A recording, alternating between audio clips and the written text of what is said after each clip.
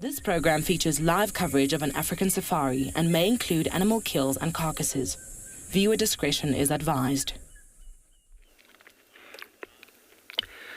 Jumbo Jumbo and hello everybody. A very warm welcome to our sunset drive. We are in the Masai Mara of Kenya with a pride of lions. My name is David. Welcome aboard to your very own safari, live from the African bush.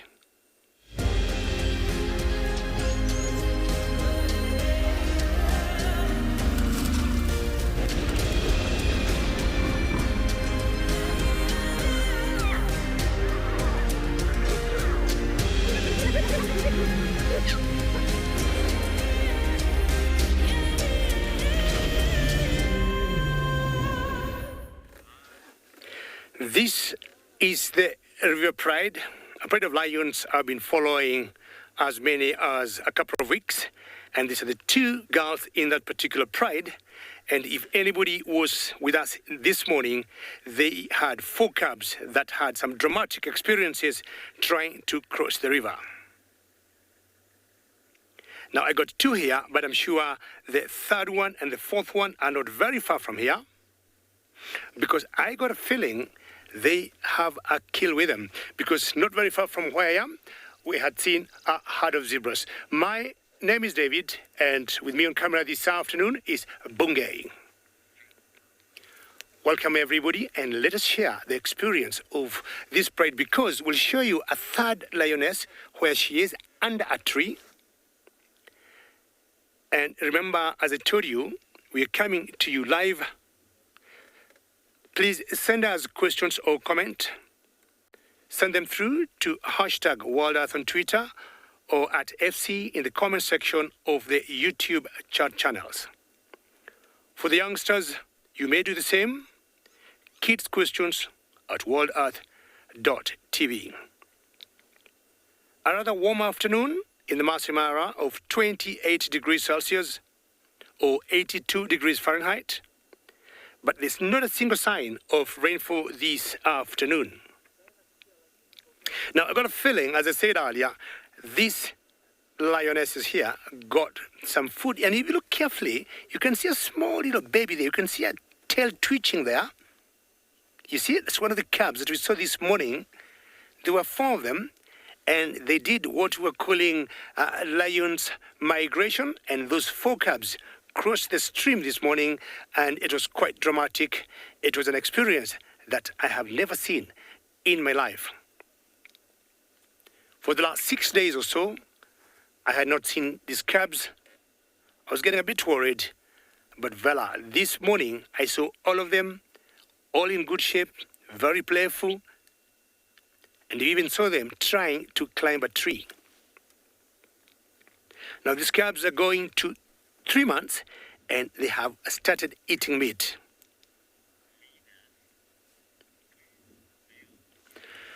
Lina, very good question, and you're asking where the males are. The males are always somewhere, and Lina, you know, in the lion's dynamics, you get the females on their own, and the males form coalitions, and they're very rarely together. But if there's some food of some sort, if there's some prey like they have now, you'll see them, the males showing up. But currently, I've been seeing this pride on their own, and the last I saw male pride, or pride male for these lions or lionesses, is the one that we call Blondie, which had an injured foot. This territory is controlled by a coalition of males that we call the Triangle Boys. Blondie is one of them, and the other 2 are Fang and Halftail. Nice. That is a happy lioness, I would say. Because I think the other side of that elephant grass you see there is where the prey is.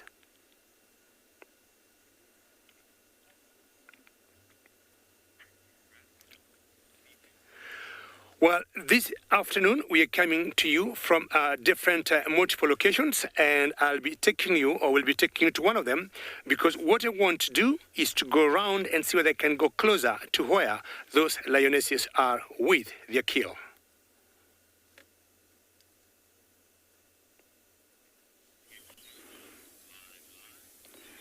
Hello everyone, good afternoon and a very warm welcome to and beyond Ngala, where we are watching a leopard. It's quite a long distance view, but he's sitting on top of a termite mound. We can kind of just see the back of his head, or the side of his head there.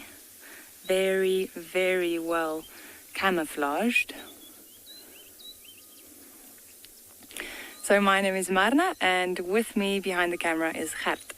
So for those of you that tuned in this morning, you know that late in the morning drive, we actually found the Makoti male. So myself and Gert, when we went out this afternoon, we went back to that spot and we actually found him in the riverbed, and he was stalking an Inyala. And we followed him all the way around, but unfortunately he was too slow. That Nyala moved quite quickly and moved into quite a tricky area, and he lost interest. And now he just crossed the road and he's lying on top of a nice termite mound, scanning his surroundings, probably looking for his next victim. I actually didn't think he was going to stick around, just because it's so nice and overcast today, which means these cats will stay active for much longer.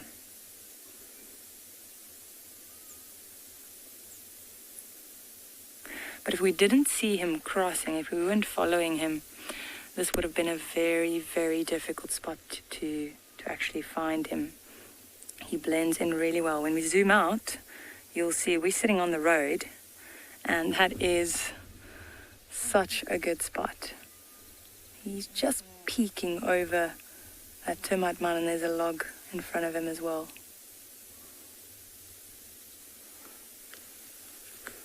Quite a nice vantage point for him. There's a slight breeze blowing, so that's keeping him nice and cool. And you can see those ears of his moving around, just listening.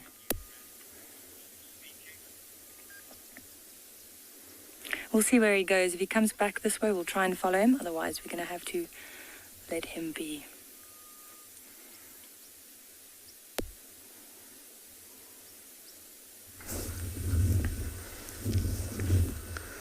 Good afternoon and welcome to the Masai Mara. We have two Dagger boys having a rest. My name is Tim, and behind camera we have Big James. It's a quiet, chilly afternoon, so it's a good time for the buffaloes to have a rest. This time of the day becomes a cool time to rest, because sometimes during the day when it's hot, they always prefer resting. But good thing today, it's cool, so at least they can have that advantage. Now these are old bulls that cannot keep up with the herd, so they'll be left around together and to graze by themselves here. Being the two of them, they form security for themselves. There's two not far from here, so there's around four about here. So when buffalo bulls get old, their molars or teeth get worn out. So because of the hard grass that is around here, they cannot be grazing all the time, that hard grass. So they prefer places like this swampy area where the grass is soft and has lots of water. Buffaloes cannot go without drinking for a long time. So they have to be within areas where they can drink. So short routes on short distances to the water.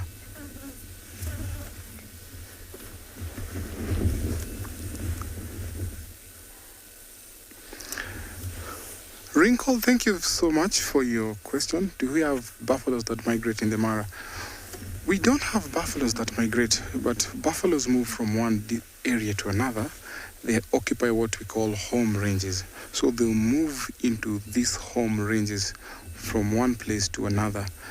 And these home ranges sometimes mix up, but buffaloes avoid going into other home ranges. So they don't necessarily migrate. They occupy what we call home ranges, and which are big. Look at how that one is looking at us.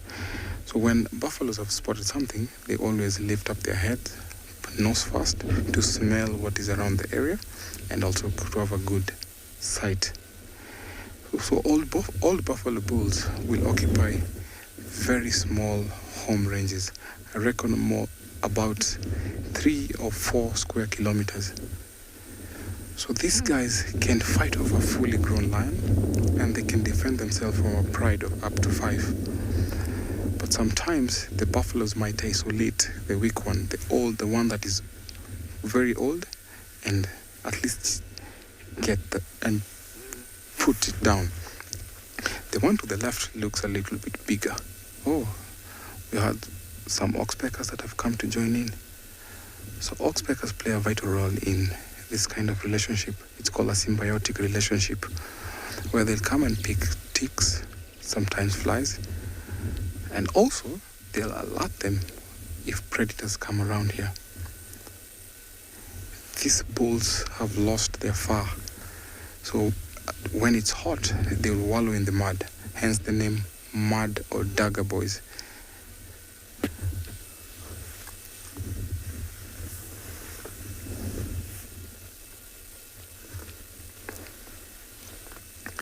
Holistic, thank you for your question. What makes their horns curve? It's their nature, and it's their all physique. This is how buffaloes are designed to be.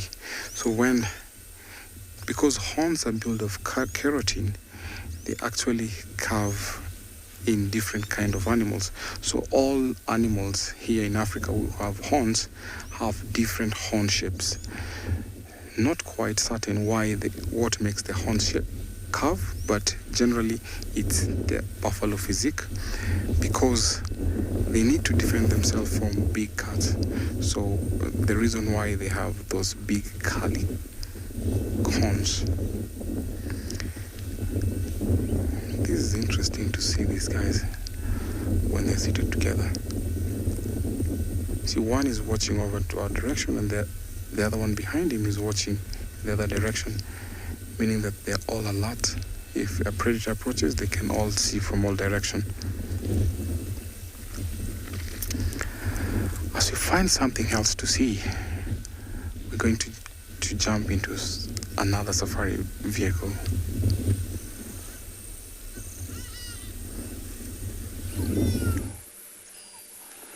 Now, good afternoon and welcome to the very first segment from Djuma Private Game Reserve here on the western fringes of the Great Limpopo Transfrontier Park, where a brown snake eagle is casting its murderous gaze across the plains here of the Lowveld of South Africa. My name is James Hendry. It is my Sunday smile, and on camera today we have got Niels. Hello, Niels. And here we have got a brown snake eagle that, as far as I'm aware, does not have a name. And if I shut up for 2 seconds, what you will hear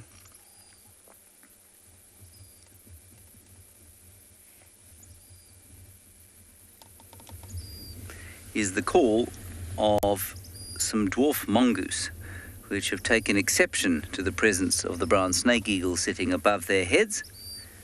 And although he is called a brown snake eagle, he would not turn his nose up at a mongoose meal.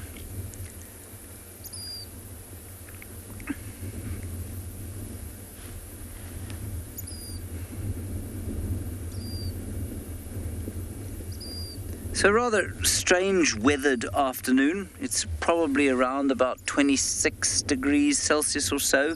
Still a relatively cool breeze coming in out of the southeast. Very typical for this time of the year. Not much moisture on it. Wouldn't expect there to be much moisture on it. And these fronts can sit around for 2 to 5 days sometimes. Not sure how long this one's going to be around. There you can see his pretty yellow eyes. And you can marvel at the fact that his head is staying perfectly still while his body moves with the wind.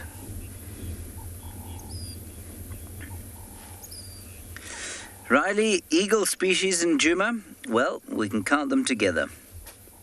There's the Wahlberg's eagle, the tawny eagle, the Marshall eagle, the lesser spotted eagle, the steppe eagle, the African hawk eagle, the fish eagle, which isn't a true eagle. So let's have, it's those 6, potentially a crowned eagle, but very unlikely.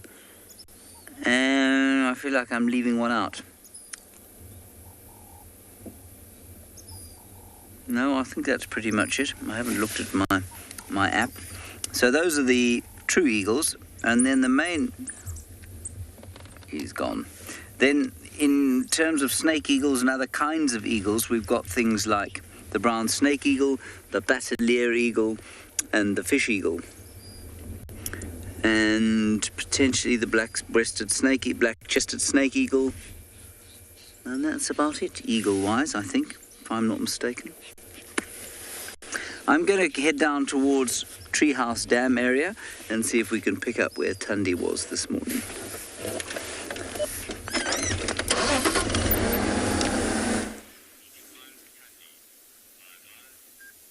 So we've moved forward a bit and we managed to get a slightly better view of him. You can see he's just sitting up, but still on that large termite mound that's next to the road here. Now you can see he's scanning around, still very aware of his surroundings. See the ears move, he's listening to what's happening around him. And clearly he must be quite hungry, if he's stalking nyala and things walking around in the riverbed. It's very opportunistic. Or, he's got big dreams. Going for a large nyala bull like that. But he would take just about anything that comes his way. So small things like squirrels or a mongoose or one of these ground birds, lizards, even insects he'll try and take. And then obviously all the smaller antelopes. He'll go for steenbok, duiker, impala. We saw him stalking that nyala. They are very, very opportunistic. And they even scavenge sometimes. So if he finds a carcass in a tree that another leopard potentially killed and dragged up the tree, he'll try and steal it. Or if he finds something that just died out in the bush, he'll also eat that. Very, very opportunistic. Now, for those of you that don't know the story, his name is Makoti male. And Makoti means vulture in Shangaan or in Tsonga. And the reason why he got this name was because when he was still young, he started climbing these large trees along the Timbavati riverbed, and he would stalk and catch vultures sitting on their nests. Now, that's pretty amazing, but it wasn't ideal, seeing as most of the vultures we see around here are endangered. But quite an interesting thing, and it's something I've never seen before, and a really incredible thing to watch. The stealth and the way he positioned himself in that tree before he pounced on top of that nest without the vulture knowing he was in the tree was quite incredible. But that's where his name comes from, the Makoti male. Now it looks like he's getting quite sleepy. See his eyes closing there.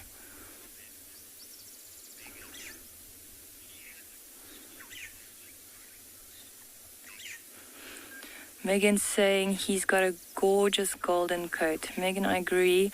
And especially with the bit of sun we're getting now, that makes him look even better. They are really beautiful to look at. I mean, I could watch a sleeping leopard the whole day. It's harder watching a sleeping lion, I'd say. These leopards are just gorgeous. And a young male leopard especially.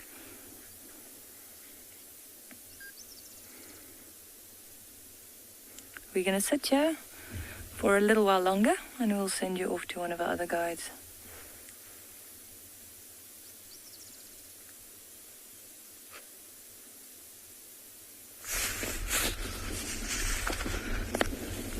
Good afternoon, everyone, and welcome to and Beyond Phinda Private Game Reserve. This afternoon it's really quite chilly and very overcast. My name is Grant, and behind the camera is Craig. And this afternoon is quite a chilly day. It's very overcast, and we've had a few drops of rain every now and then, and the wind is really, really cold as well. And we've managed to find a sleepy side-striped jackal lying right in the middle of the open grasslands here. You can see it just there in the middle of the screen with its head down. There's not too much cover around it, so it's tucked itself up into, or curled itself into a little ball, and it's trying to keep warm. It's even got its nose tucked underneath its tail. Now you might notice that the area around it is quite black with tiny little shoots of grass coming through. So this area was recently burnt, and the new grass shoots that you're seeing now are only probably a few days old. I think we started to see some of them popping out about a week ago. And so, this area before was very, very long grass, and we would never have had the opportunity to see this little jackal sleeping here. And the jackal would have also been quite a lot more, it would have been much more comfortable tucked away in that grass. It would have been much more sheltered and warm. Now it's got absolutely no protection from the elements.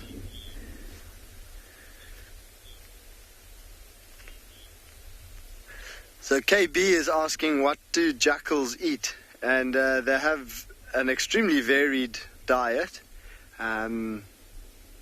They've even been known to be omnivorous, but out here in Phinda, they're mostly scavenging from other animals, catching any kind of small little mammal, so like rats and mice.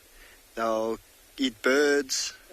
They'll even go for insects, and they have been known to eat fruit when certain trees bear fruit. So where we are now, we actually came out to look for a female cheetah with two youngsters that was seen this morning, actually, feeding on an inyala. And they have moved off the kill. We did manage to find the kill, but there's no sign for now of the cheetah. And so this jackal is probably just sticking around in the area. I'm sure it's aware of that carcass, and it will probably go and investigate maybe a little bit later. They are mostly nocturnal, so it might be waiting for for darkness to fall, and then it will go and investigate and see if it can get some scraps from that carcass. But we're going to be moving on from here and seeing what else we can find for you this afternoon.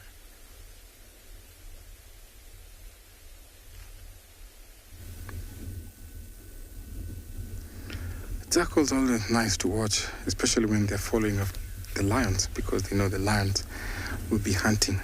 Now we have the lions in Masai Mara, where these females look like they want to go on an evening stroll.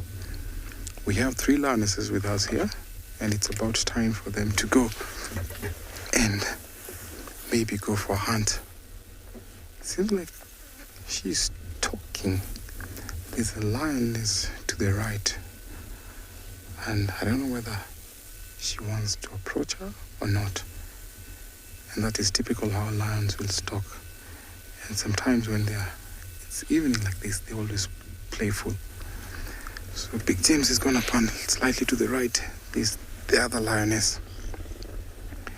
So at cooler times of the day, like this evening and in the morning, lions will be active. You can see them hunting.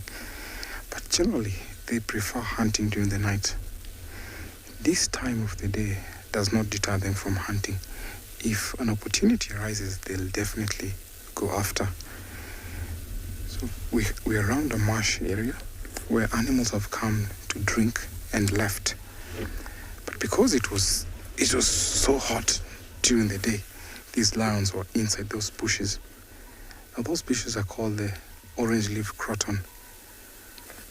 The croton helps the lion deter away flies. Look at those two, they are so playful. Grooming.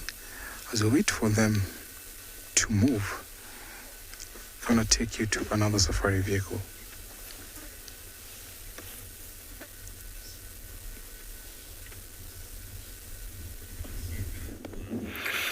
Well, it's very good to see lions when they're playful instead of being flat.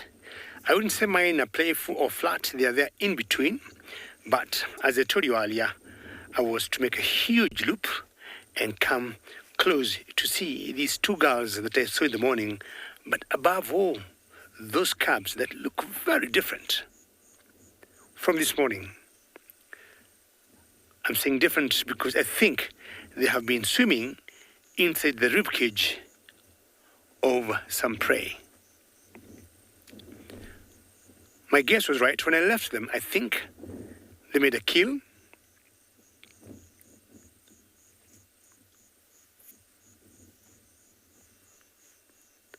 And they must have hunted that zebra that you see there.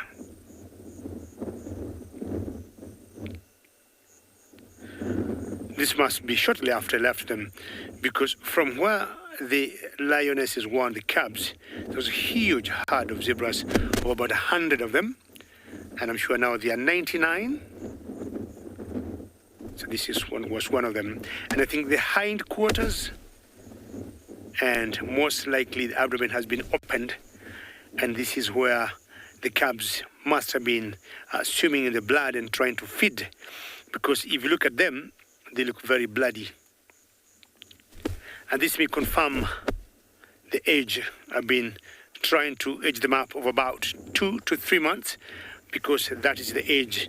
Normally the cubs will start eating flesh.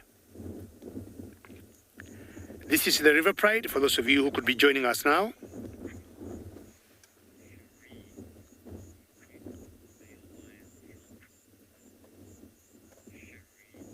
Sherry, you're asking a very good question. When will the male lions help with the hunt? In the lion's kingdom, in general, it's the females who do the hunt. But I'm talking of normal prey. Zebras, wildebeest, toppies, congoni, that size of prey. But when it involves a huge prey like a buffalo, many times the males will come in play, but not always. We have seen females, and especially this one in this particular pride. Last week, 3 of them brought a huge male buffalo down. Now, earlier I was discussing the difference between coalitions and prides. And in prides, you'll always see females with their youngsters, be it sub-adult males or sub-adult females, and the male coalitions being males only and on their own. Now, more often than not, the last 2 or 3 weeks, I've been seeing these girls on their own with the cubs. It's only once or twice I saw them with one of the pride males that is called Blondie. If a male is around and a hunt, is called for, then the males will always come in play and help the girls bring the very strong buffaloes down, or maybe a giraffe, and at times an eland. From the panting of that one female, you can tell they've eaten well. She rolled at one point and her belly was bulging. Just look at those cubs, and if you remember, for those of you who are with me in the morning, they look a little bit lighter, but I'm sure apart from eating the flesh, they must have been playing in the ribcage of that zebra. There are 2 other females that are not in this particular pride, but I'm trying to imagine they're not very far from here. What I want to do is go find out where the other 2 females are And who knows, they could be having another kill as we take you to another location.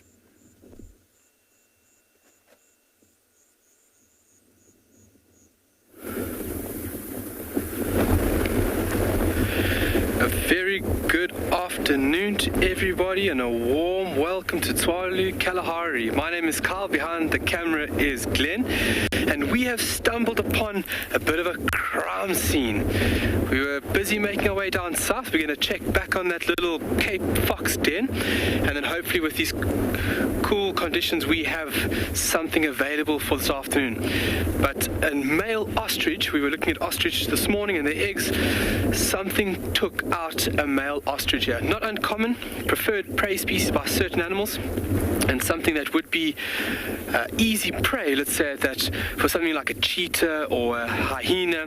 So more than likely this animal was resting and a predator would have snuck up close enough just to pounce and just unexpectedly got this ostrich. It's fairly windy today, so you can see the feathers have blown quite far, but there's a lot of feathers, but the color and the amount of feathers, we are 100% sure. We are 100% sure that it was an ostrich, and a male at that, seeing these dark feathers.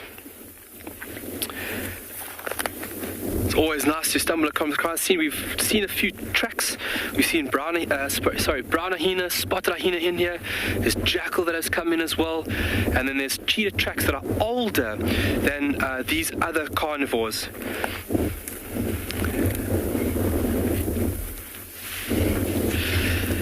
Yeah, man, it's really beautiful. I mean, if you take a look at that, it is stunning. And that is the correct word to use for this feather. Back in the day, and still used today, very, very highly sought after for the fashion industry. And this is where ostrich farming in South Africa would have boomed for the want and the desire for these beautiful feathers within the fashion industry. And they died. We also use ostrich feathers for feather dusters here in South Africa.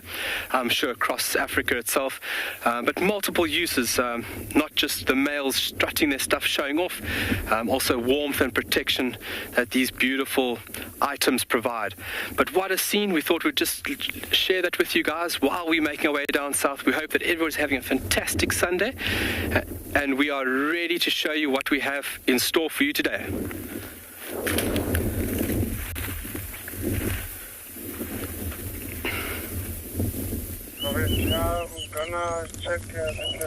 We have found some kudus that are alive, and well, they're just eating a little bit of grass, and well, not grass, leaves from trees. They are browsers. But more interesting is the bird that's calling.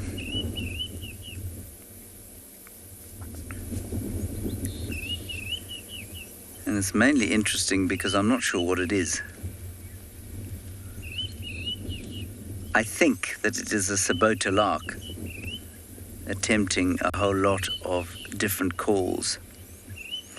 So as the kudu disappear, what I'm going to do is just drive around this tree and see if we can't find this bird.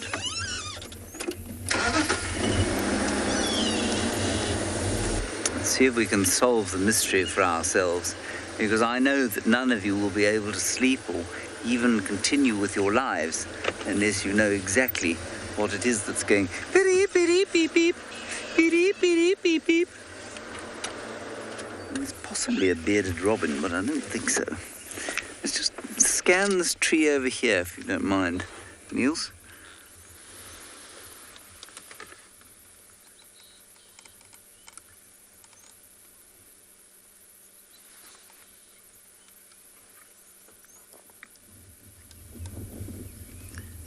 So it's now shut up because I started the car, but it did that last time, and then I'm hoping it'll start again.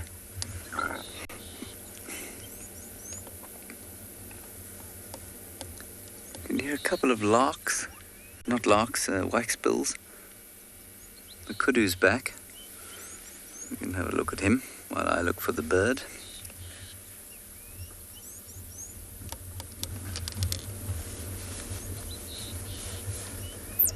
Wouldn't expect to find a bearded robin here.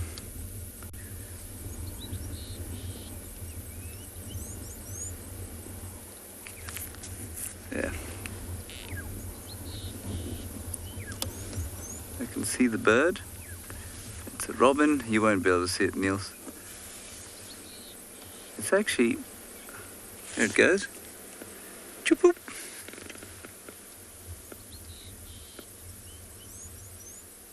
It is definitely a robin. And it would seem to be a white-browed scrub robin. The mystery is solved.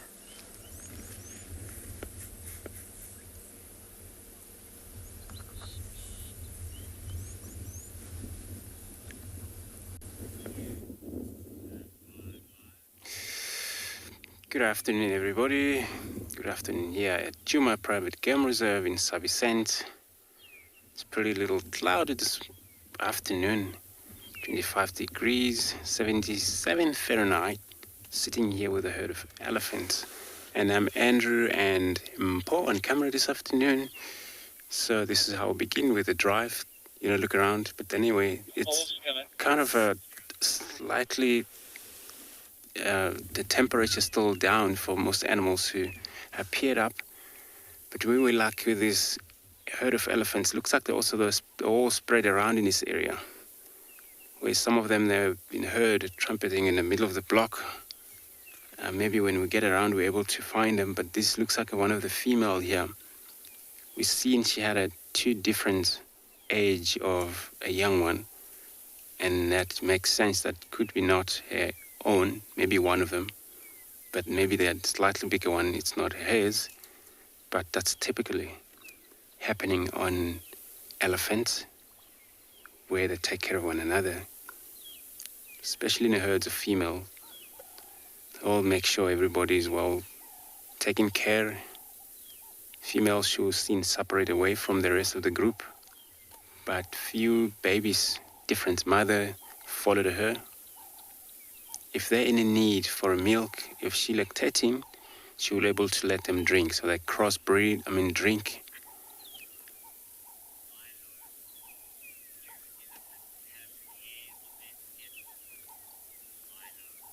Milo, welcome to the show this afternoon. You want to know if elephants have hair on their skin.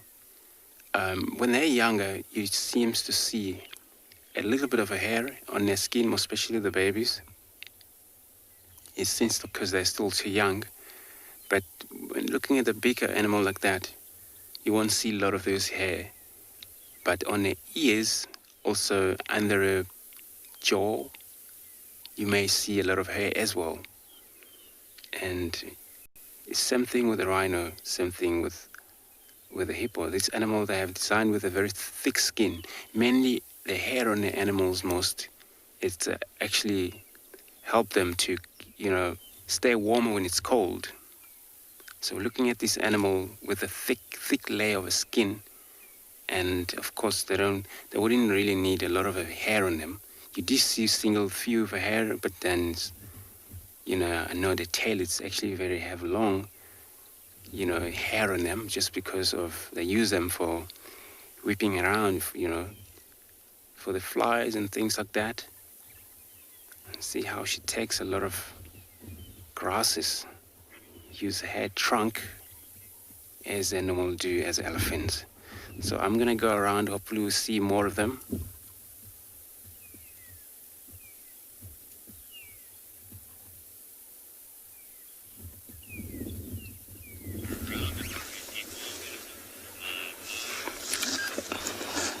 Look what we have here. One of the beautiful small antelope. It's a klipspringer. This is where you normally find them.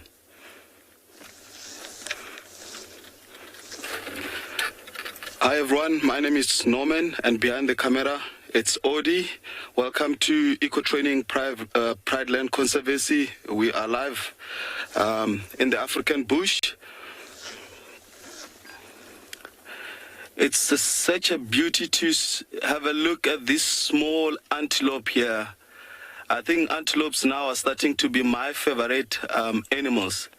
So this little champ here, it's a male klipspringer. Oh, we're losing sight of him, but you can still see his eye and partially his body, just because they live in this beautiful rocky outcrop environment. You can see him like flicking his ears. They are very special antelope species. Spend most of their life and time on top of this kind of environment, feeding on new shoots, very selective to what they eat. They don't really need water. Just before we started rolling, there was something that seems like, it was his lady.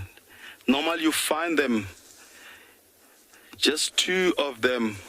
We lost sight of him, but you can see just behind this false marulan, the tree that is just like, but it's just keeping, I think he can hear me talking.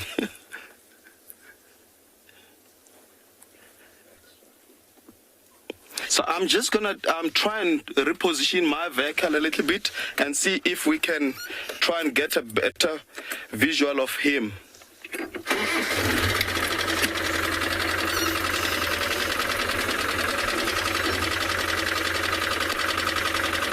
There we go.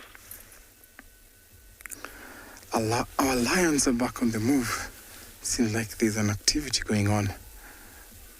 That lead lioness is taking them maybe for a hunt. Those two, the ones leading, looks like youngsters or teenage lionesses. So mom is going to take them to a hunt. I'm sure from watching her house, she's been doing it from when they were cubs. They've already learned a few tricks or two. Okay, you're coming back, saying hi to mom. So this helps the bond when they're rubbing on the faces. It's called allo grooming, where they enhance the bond between the pride. So these two, the ones leading, will not leave their mother. They will stay with the mom for the rest of their life until maybe something happens, maybe death, or the pride becomes too big, then they'll split up. But females never leave their natural pride. There's another lioness coming, that's why they're watching her. She is not far from where we are. She is actually to the right of us. It seems like this is a big team to go on a hunt. So we have two adult lionesses in this pride. So the youngsters will also join in for a hunt.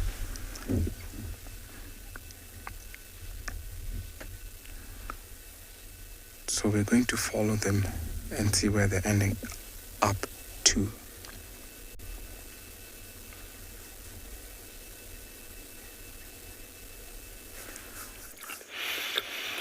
Team, stay in touch with those lions because they might lead you to what we have here. They might take you for a hunt. Now, my lions already did the job much earlier this morning, and at least one of the females have gotten to the table and could be either trying the loin steak or the fillet of what was a Bachel's or common zebra until this morning. Sometimes we're always very torn between the prey and the predator. But when you think of it, the predators also need to survive. And luckily we have enough number of prey, be they zebras or wildebeest. See how she has put on the hind legs to make her access the soft parts of this flesh. Because normally most cats, apart from hyenas and wild dogs, I have never seen them having a proper plan. Once they bring the kill down, and especially the wild dogs, they'll eat from any angle, any part. But the lions, cheetahs, and leopards tend to start always from the hindquarters. Now, look at these cubs now.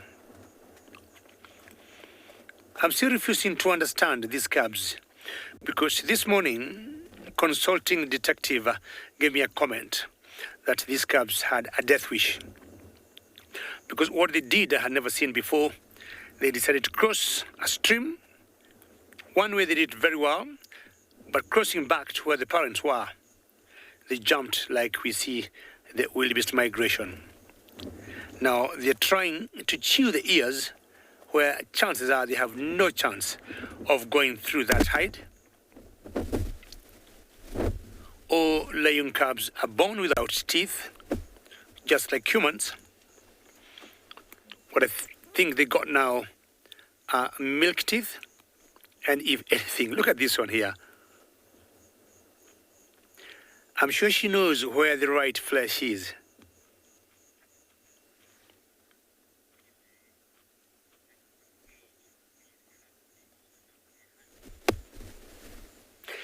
Tila, good question. Now, these cubs, to me, they're about 2.5 to 3 months old, or anything, say 2 to 3.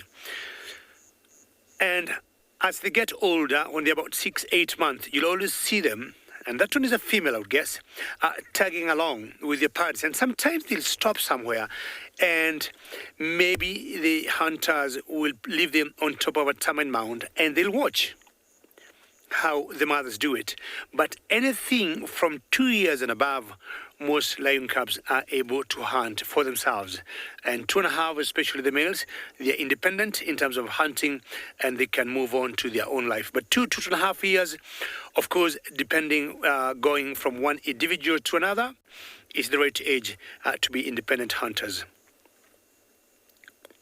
For now, I'm sure they're just having fun, and not sure whether they are congratulating the mother or the auntie for a job very well done. So this lioness has to marinate the head, and most likely she must have gotten the eyes out. I can't see the eyes. Any part that would easily go bad because of the heat of the day, they'll always eat it first. And the whole idea is try and conceal the kill being picked by other predators like hyenas. For these lionesses here, the only concern for them would be hyenas and not any other predator, not cheetahs, no leopards. Wild dogs, I would highly doubt. In any case scenario, I've seen a lioness going for a baby wild dog and eating it when it comes to predator competition. But when it comes to snatching food from one predator to another, I've always seen hyenas do that very well to lions, to leopards, and to cheetahs. Here in the Mara Triangle, we got one clan that's called the North Clan. It's got a name. When they pick any kill of any pride of lions, they do not care. And they gang up there, you see 2, you see 5, you see 10. They start whooping, they start calling, and they intimidate the lions with a kill, and they very quickly have to move away. I've seen them do that to the Owinos. Owinos is another pride of lions. I've seen them do that to Mogoros. Mogoros is another pride of 2 females. But from where I am, it's quite a distance from where they have the den of the North Clan. Sometimes you'll always see the mamas softening the flesh for their cubs so that at least their very weak and not very strong milk teeth can be able to cut pieces of flesh. Don't fall in the ridge there, come up, don't stay in the lager. There's a bit of water in that lager there. But from what I saw them do this morning, I'm not worried because it's a much smaller stream than the big one earlier today. You can see in the background there, you remember unfortunately last night we were not able to broadcast because we had a huge storm, and I wouldn't think this one would be coming in this direction because I'm going to remain here, enjoy these lions feeding as we take you to another colleague of mine.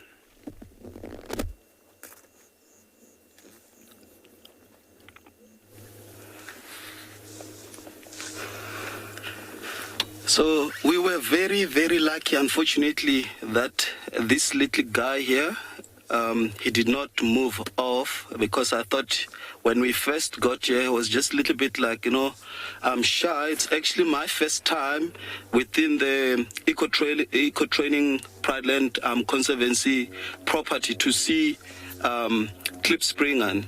So it's a beautiful scene. I thought he was gonna move off, but unfortunately, I think he got relaxed. Maybe his lady somewhere around in the area as well. We just observe him nibbling on, I think it's a false marula just next to him on top of the coping.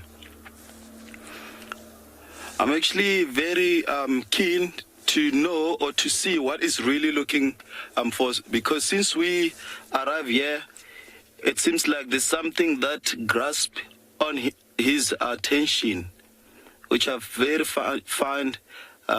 Sometimes you can find animals just by looking at the prey, like looking in a certain direction. So just underneath the eye, you see there's like a dark spot. I'm not sure if you can see that properly, but it's quite clear. In my screen,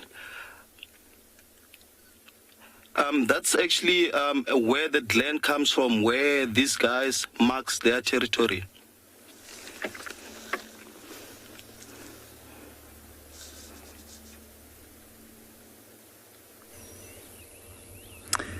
What is interesting about that klipspringer is that they're not always quite so docile, and I'm not sure if those of you who are in contact with Taylor or Tristan would like to prevail upon either of them to show you a video that they have of a klipspringer at Pinder that lives up on the mountain. It is a vicious creature.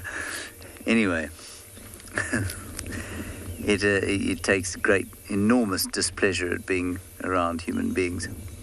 Here we've got some giraffes, and they are eating from a tree that produces the best smell in the Lowveld, and that is the gardenia. And they are, in fact, eating those blooms. They're eating leaves and flowers.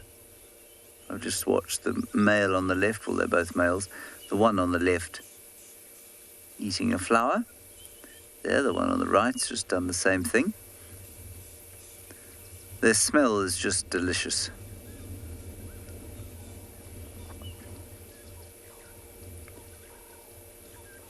Now, I always thought to myself, it is odd that these gardenias flower for so little time.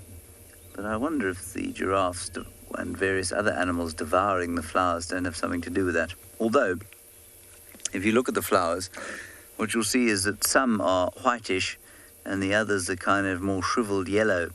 And they go from white to shriveled yellow just in a couple of days. Doesn't take long at all.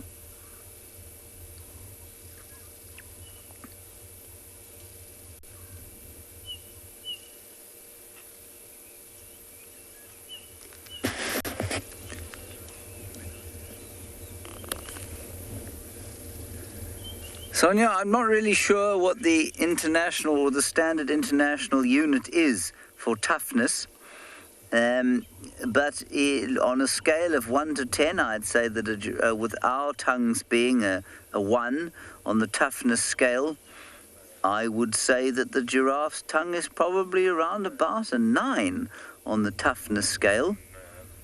They are, of course, able to eat thorns, lick them off the viciously armed branches that they choose to sup upon, and so yeah, they're very tough indeed.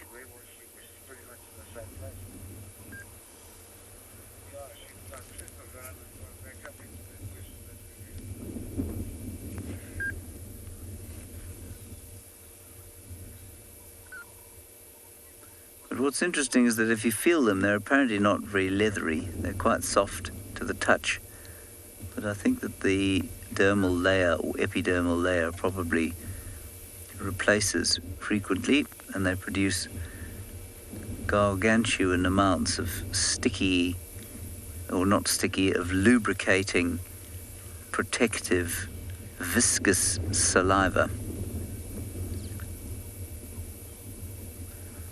Oh, this tree is going to have no flowers left by the time these two fellows have finished.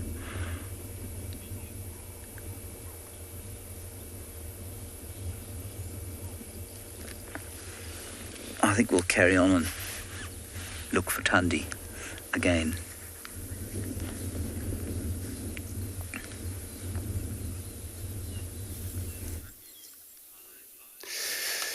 Beautiful, James. Hope you good luck with the Tundi there. Here we now gone around trying to relocate on this herd of elephants where we got, it looks like all spread around here. We got them in this uphill. And then there is all over us, as you can see. But some of them still far in the drainage line, some of them already up across the road. And this is, as you can see, far back in there. But I'm not sure, it's kind of mountain. I'm correct, I believe it is. I can't move because maybe I'll disturb them. But that it is mounting, I believe. Mountain elephant. So actually I can be able to move slightly forward. Give up.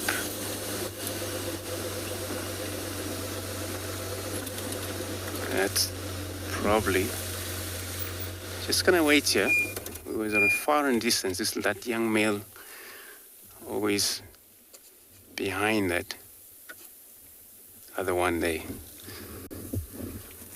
So yeah, in a herd like this is where the breeding takes place, where you got the males in the area. Mating is not only dominate males, whoever's around the male, or to me they looks like it's probably two male where they were practicing still under the age. So when I look from the far distance, I thought, whoa, there's a mountain since one was on top of the other one. But, then I was wrong. Looks like they're two bulls, probably playing, as you can see. And one has got like 5-legged out already. And that's how they do. So here it comes very much clearly, and they're all happy about being up here. We always explain a little bit of how males don't associate with females. All the time, this young bull, they're already in the age of being separated. So for that case, this morning we didn't actually see a lot of them in this, probably it's a different herd, but we didn't see young males like that age over there that we can see right now. So these were looking at anything from like 12 maybe, or 16 years old. They're already big enough not to follow their mother again. So if that's the case, not a problem. If they ever come across their whole group, hooked up with them, and then finally they were left behind or separate away from them, and they carry on and do their things. So herd where it's all social animals, all females and the young one. So it's all related there. The herd is built with all related animals within this herd. So it's aunties, there is daughters here, these young males, a young female that born in this group. You finally got a bigger group in number. But these two can't have enough of each other, as you can see there.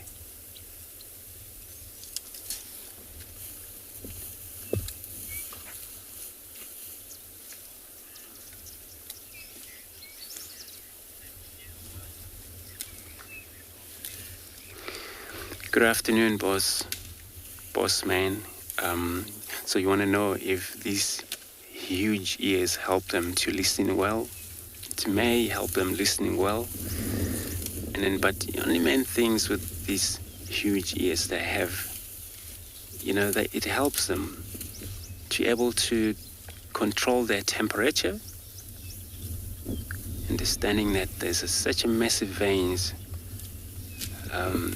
across from the heart to the head section, and for that sometimes when it's too hot they need to flap the ears, and that works like a fan, but then it will cool the whole body down, all of the body. So not only the neck section where the ears flap, but once these veins cool down, the whole body of animal does cool down. The hearing point, it's only a little ear hole, which is, compared to that ear, it's so small. But hearing is great, because they can able to hear far distances, depending on how communication they do. It's quite a few different communication elephants do, including this trumpet as well. Sometimes trumpet comes to the point where they're not okay with some things. Maybe they get threatened. Threatened can take place when other males, young males, come to the area and then freak out the young one, push over, and the mother turn around and yell at them. And that's where you hear this kind of a trumpet take place. Or then it's a dangerous animal around. They're always aware of dangerous, this animal. They're so far too big, we would think, no, they don't have an enemy. Disease is one of the enemy, but that's natural causes. But again, with this group of elephants over here, they all mix with their young one. All they do, they have to make sure these young ones are all taken care in case there is a lions. It's got to be a very serious enemy for these elephants, especially with these babies. If it's not taken care, if they stay away from them, lion can sneak in and of course would kill the babies. This get very brave enough to get close to us, as you can see. With the trunk they use, the trunk is anything they ever have and they need it. I've seen an elephant with half trunk, but sometimes doesn't work well. So the trunk is well trained that from very young age of this animal, grow up with the technique of how they use them. As you can see how they trample grasses, able to feed, put the grasses right in the mouth. And sometimes the tongue will only select what is needed. If some doesn't really taste good, will be chopped off, or harder stuff also won't need it in the mouth, will be chopped off and thrown out away. I'm going to take another moment here before I move on, see what these whole elephants come close to us.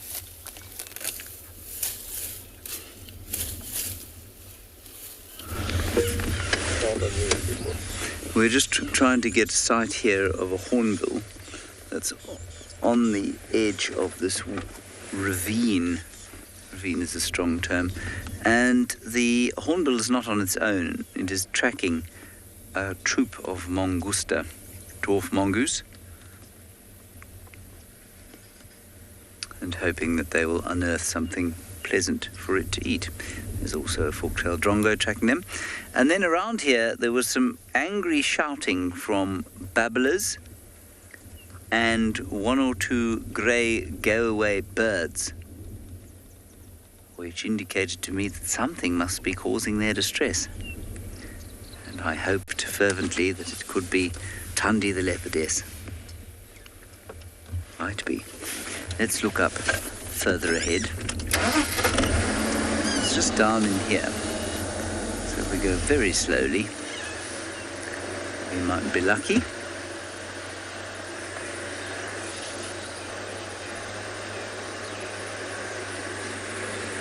Quite a lot of bird song around here right now. Seems a little odd for this time of the day. Woodpecker. Ooh, Niels, on that tree there, the kind of small one right in front of us, there's a woodpecker. That one, yeah, there. Dead straight ahead. Keep going. That tree, yeah. It's on there. Just go up a bit. Naturally, I can't see it anymore. I think it's moved on. It was a little cardinal woodpecker.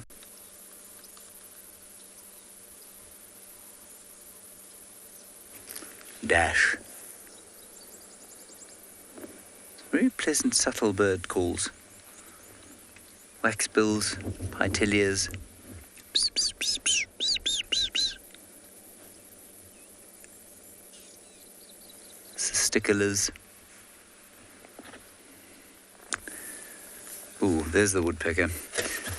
On the right-hand side of the green knobthorn in front of us.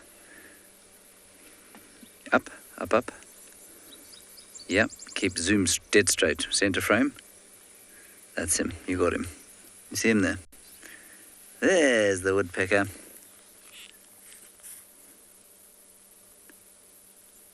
Cardinal, female cardinal woodpecker. Doing the pecking. One feels that that's quite a lot of hard work for a Sunday afternoon. I feel slightly sorry that the cardinal woodpecker has to bash its head against wood in order to get a meal on a Sunday afternoon. You would think that the universe might provide it with something easier, like a line of ants walking along, perhaps. What a very pleasant birding diversion.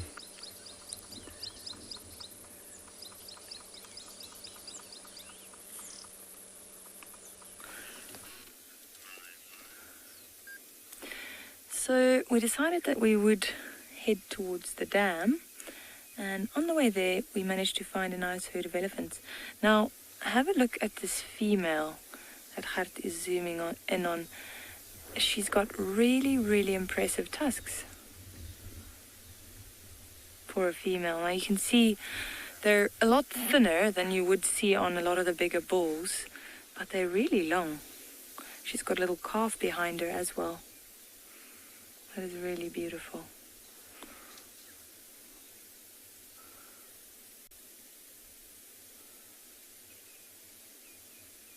Now, if you look at her head, notice there's a dark line between it, or next to her eye there. There's some kind of secretion. A lot of the times you'll see that with the large bulls, when they're in must. Then you'll notice that those black lines on the side of the face from the temporal glands. But you'll see that with the females as well. And that usually happens when they're either stressed or if they went through something traumatic. Maybe they ran into some predators somewhere that they were chasing off. And she has that little calf with her, which she must protect. It's quite a small calf, eh? Calf's just feeding on something there.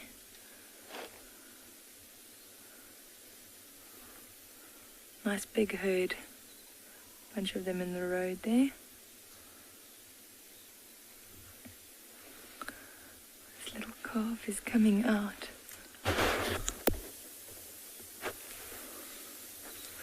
Have to see if we can get this calf here just to the right.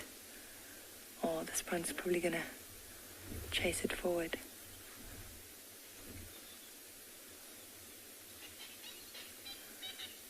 Oh, there it is. Look at that.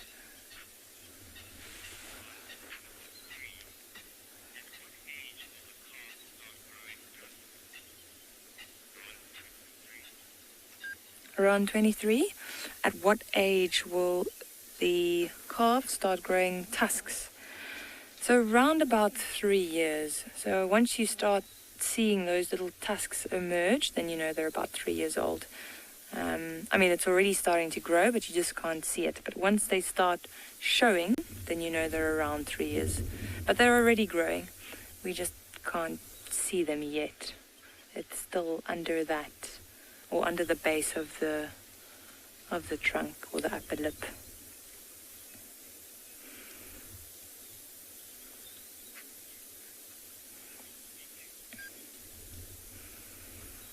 Alright, so they're all moving through the thicket here. We'll see if we can loop around and get a better view of them.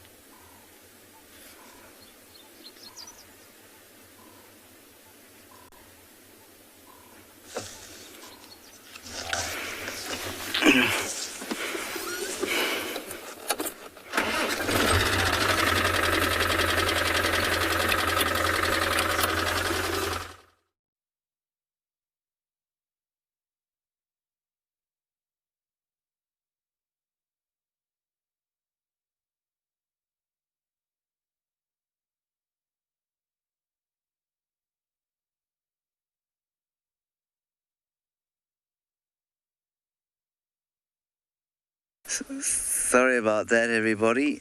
Luckily, we have some elephants. Also, equally lucky, I wasn't swearing. Fantastic. Worked out all very nicely. Great. Okay, so here we are with some elephants.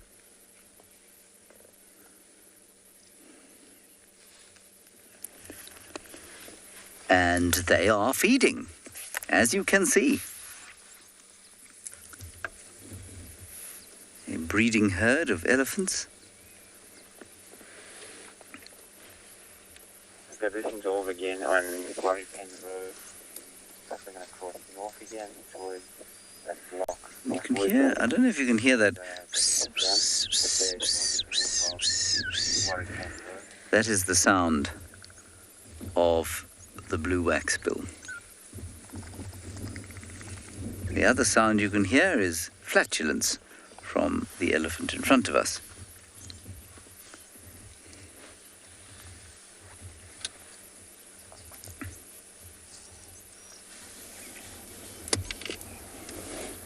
Elephants do tend to be fairly flatulent, as do all eaters of herbaceous materials. Zebras. Here comes a little one running down the hill, wondering what the bigger ones are doing. Just like a little human being who would go and see what the older cousins were eating to make sure that he wasn't missing out.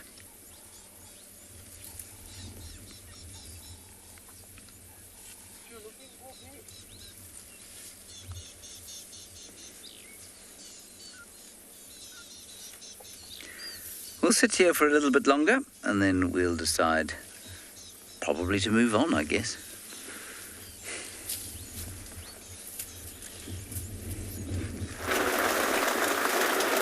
Well done, James. Stay with those elephants a little bit longer.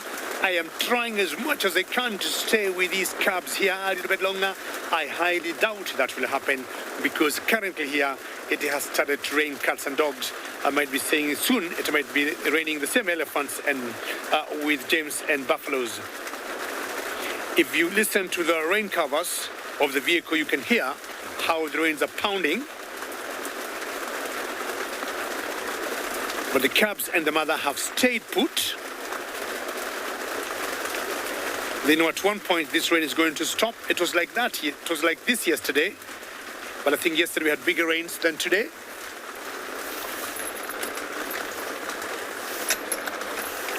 So one of the females has moved away, and what you're going to do, we may have to power down. You see, I've got all my rains set. I got my wipers running because the rains are getting bigger. We don't have any thunderstorms and lightning as yet, but I think as soon as that starts happening, we are going to power down our equipment just in case we don't damage our expensive equipment. So we're gonna be taking you to another location, I guess, in South Africa where they don't have any rains. And once things improve here, definitely you'll be back with us.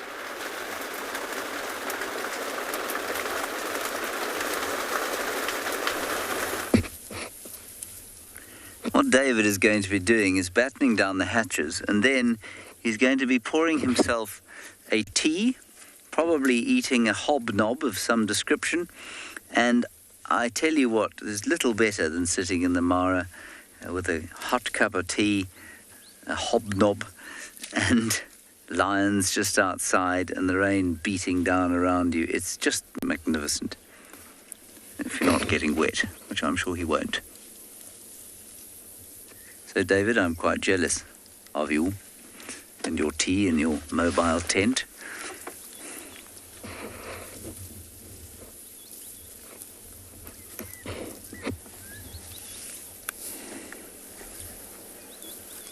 Three youngsters coming towards us. Just feeding gently along the banks of this riverbed.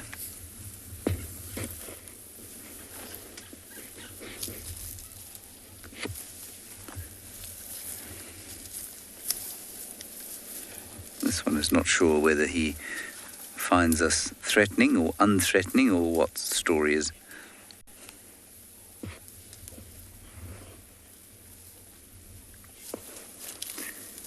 Well, Kendra, yes, they are known to be smart animals.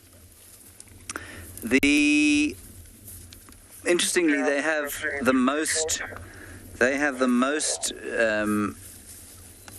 neurons in the brain, the greatest number of neurons in the brain for any land-based mammal.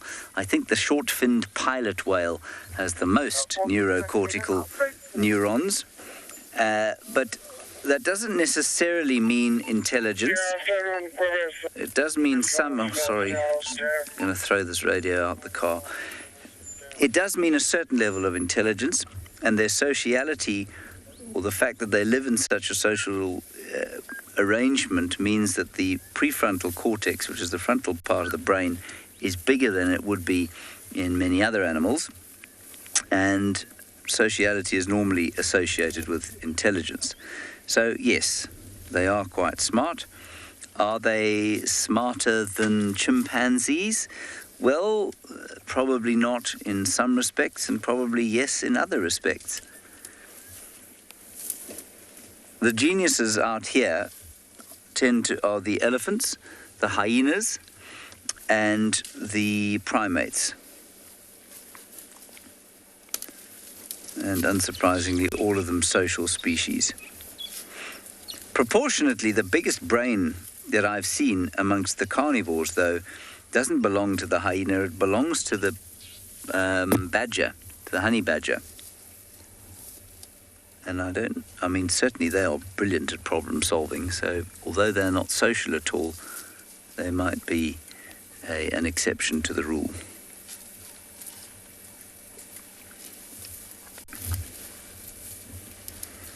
So although the elephant has a very big brain, its brain to mass ratio is not anything like as big as ours, for example. We've got a much bigger brain to mass ratio.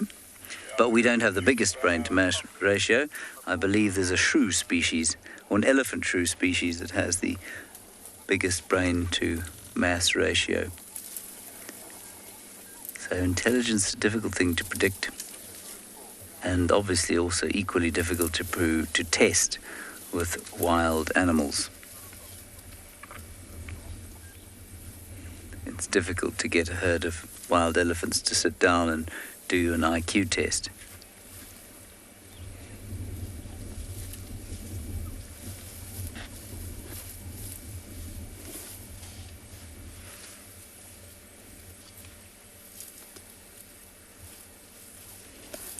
Now, I believe there are some lions on Chitwa, which is not too far from where we are, so I think we might tootle along there and see if we can see them. Alternatively, we might just sit here a bit longer.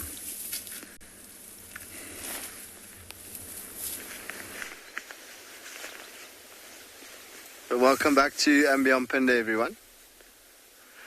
We've managed to find 2 buffalo bulls that are just grazing here next to the road. And the one on the right has just been staring at us since we got here. He hasn't actually carried on feeding, but the one on the left moved off a little bit, and then he fed a bit, but it seems like they're now just resting.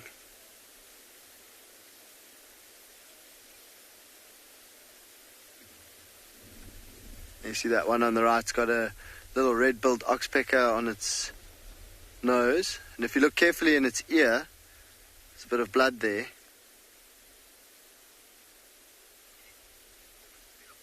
And that is probably a wound caused by fighting with another buffalo. So those very, very sharp horns that you can see on this buffalo, that would have been what did the damage, but from another buffalo. And then that wound will sort of fester a little bit in his ear, and he'll use bushes and branches to scratch it. But also with that wound, the assumption is that it's from another buffalo, because these buffalo bulls that move together like this, they do establish a bit of a hierarchy amongst themselves, and they do fight every now and then. And so the assumption would be that it was caused by one of the horns of another buffalo, but they also get a lot of ticks. The oxpeckers can't get to all of the ticks, so what the buffaloes do is they'll find a nice strong bush, and they'll actually get the bush in between the ears and the horns and move quite aggressively up and down and rub that little crevice between the ear and the horns. And it might have been caused by something like that.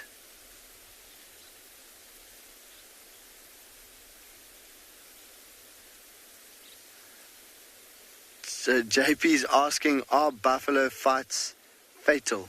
And yes, JP, they have been known to be fatal. I've never seen a fatal buffalo fight, but what I have seen is two buffalo bulls fighting, and the one actually, his horn went into the eye of the other buffalo, and blood was just streaming down his opponent's face. So I think we actually saw the horn go like into the eye during the fight. And so it's not uncommon to see the oxpeckers taking ticks right out of his eye. Not uncommon to see blind buffalo because the way that they fight, they often do fight head to head, but often they stand side by side, and then they because those horns are curved backwards, they flick left and right, depending which side their opponent is on, and they try to hook one another with those horns, and so the eyes and the ears are quite vulnerable. So they get a lot of little holes sort of around the neck and the face, and of course they can puncture the eyes and get wounds like this one has in the ear.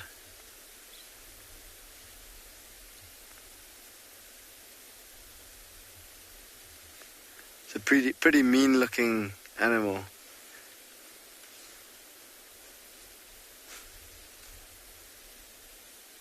And you see those that big chunk of horn right on top of his head and in between the horns. That's how we know it's a bull. And that horn is like a big cushion for his brain. So because they're so powerful, when they clash heads, they have to have some kind of cushion to protect the brain. So that other bull has laid down at the back. And this one is still staring at us, but we're going to leave these two and go and see what else we can find.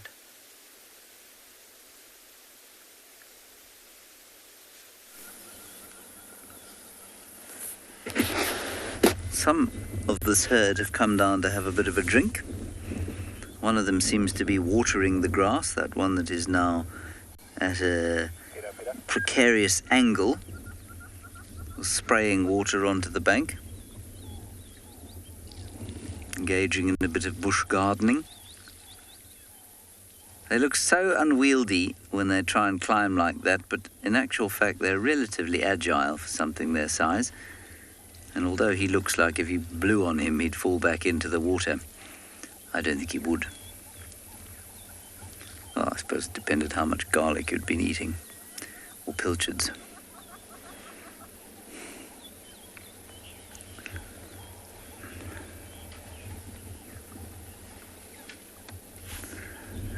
Julie, we don't know for sure, but there are certainly indications that elephants do eat plants for medicinal purposes. There is...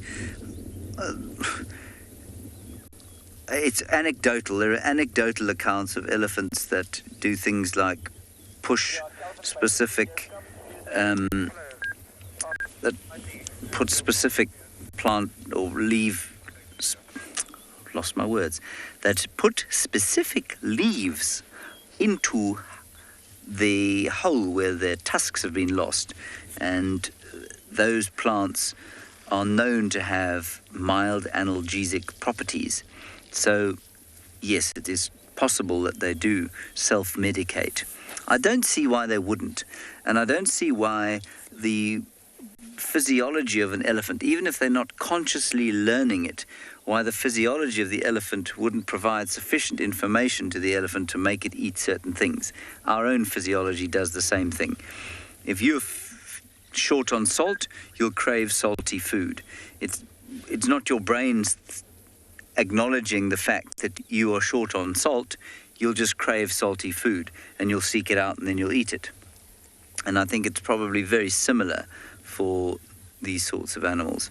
And I'm obviously not talking about human beings and their cravings for foods that they might be addicted to. But, you know, if you've been for a long run or something, or you've been sweating a lot and you've lost a lot of salt, you'll crave a salty meal. And I'm sure the elephants crave certain kinds of nutrients that occur only in certain kinds of plants, which I suppose must be considered some sort of form of self-medication. I also think that they don't get as sick as we do. And they don't get as sick as we do because they live the lifestyles that they were designed to, as I keep banging on about. They don't travel huge distances in aeroplanes, in tubes filled with all manner of foul disease.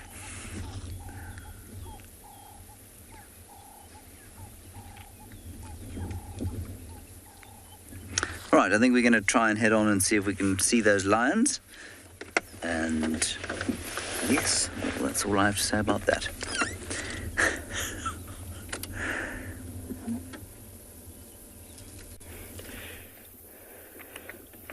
A beautiful roan, and this is a bull, a male.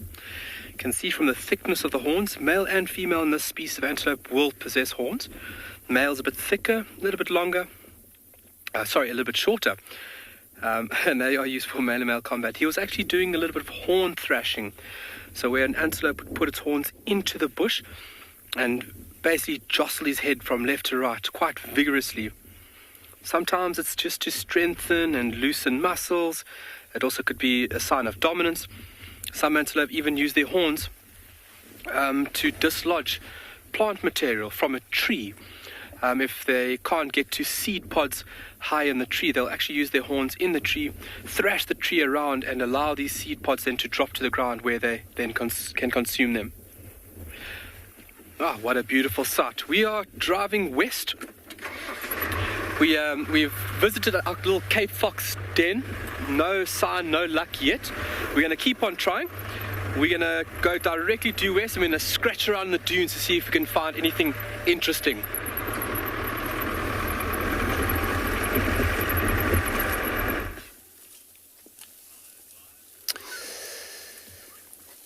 Back here to this Beverly Dam now. From the elephants and the herd of buffaloes we find.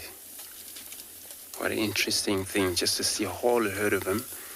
I know this morning we failed to see all of them together because some of them already crossed that road. And I believe that that limping young one still within this group. So happy that they're near the water here, which they already, all of them, drink. And they're making their way south again.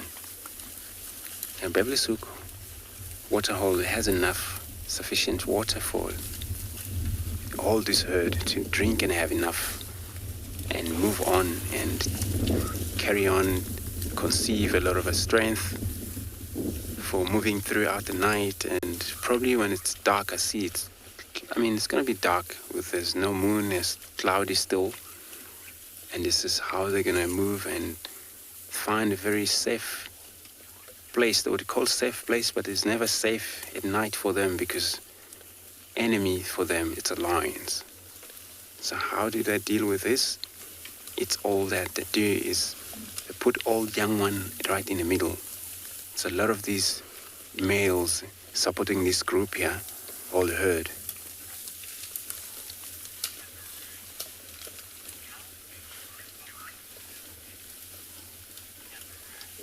Cameroon, welcome to this afternoon show, your show this afternoon. So this time of the year, or I might say, we had a lot of lost on buffalo a few years ago due to a drought that in fact took place twice. And then since then, we were shortage of buffaloes. Until then, before we used to see anything from 500 of them together. When you find them in the open, you would think of these crossing of zebra, these wildebeest doing migrations. But it was all about buffaloes. Until then, there is this kind of drought take place, and then all of them died. It was so sad to see that happen. You would see lions that don't even hunt them. All these elephants going to appear right on our left-hand side. Isn't it interesting just to see elephants going down to drink? So, I don't think we see anything 300 and more or 200 and more. This herd here could be anything from maybe 80 or plus. So this is the number of the herd you see. And sometimes possibly you see 30 in a group, maybe 70 in a group these days. But they're quite easily, to recover in number. What we've seen from that drought until today, we think they're doing better.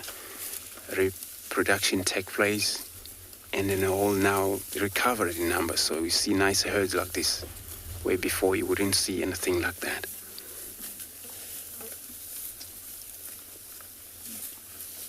So it's a lot of cow here, females. So the whole group is so important. So I have a lot of cow, and the males. Of course, breeding for the male, they're not territorial. Some like cows sometimes. Monoplays. In terms of breeding, any male that are available, pick females. Few females, few male will go after her in a group. I must say, these animals are very strong. When it comes to stand and defend themselves against the lion, because lions are serious predators for them, especially the bigger one. The young one, still taken by. I've seen a leopard trying to hunt one of the young one. If left behind and able to follow the herd, no protections, which sometimes does happen. You find a buffalo lost, young one, mother's not there. But that, not only buffalo does this, wildebeest can do that many times, and those have been killed by the leopard, because once they're left behind, it means they're still too young. And then many of the wildebeest understand when they lost the babies, because when they feed, they hide the baby far distance, and then they go feed and they come back. Maybe they don't find them there. The baby has moved, disturbed. Difficult to allocate them again. So finally get lost. It can happen to buffalo. Find a young one run around on their own. Oh, there's a beautiful young bull elephant right inside here. I didn't know what it was. I got frightened. But look at this. Beautiful, the young bull elephant. All they're making their way down to the water hole to drink. It's always very interesting to see all two of the big five combine. Won't get along for sure, but the smaller one always make a way for the bigger one, as you can see there. That's how they respect each other. There's a lot of communications made by the elephants already, since they're making their way down to that Bevelshoek Dam to drink. Probably afternoon drink for everybody this afternoon. It's a good time. Once they drink now, they would have a lot of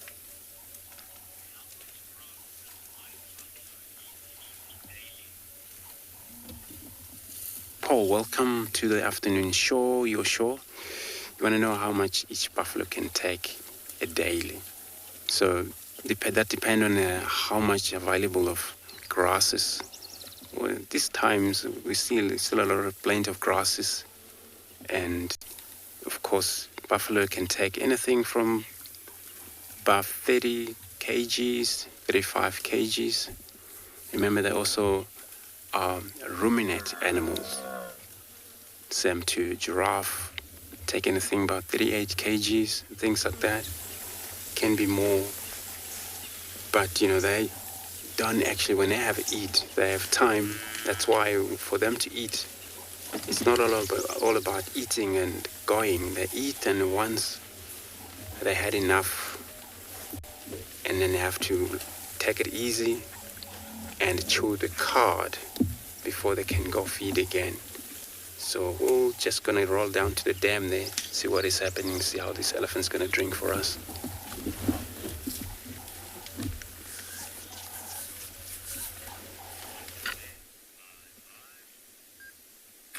So welcome back. We have found a beautiful male kudu, or kudu bull. He's just picking some of the leaves off that little bush there.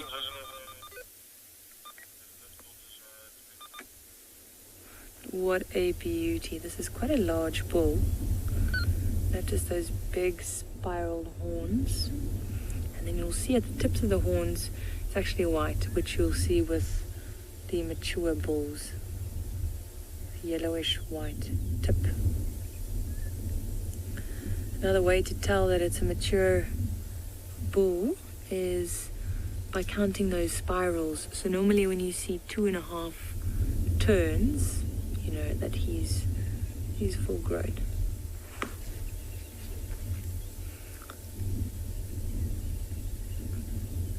That brownish grey coloration, he blends right in with this vegetation, especially this time of year. Also notice, these kudus are really beautiful.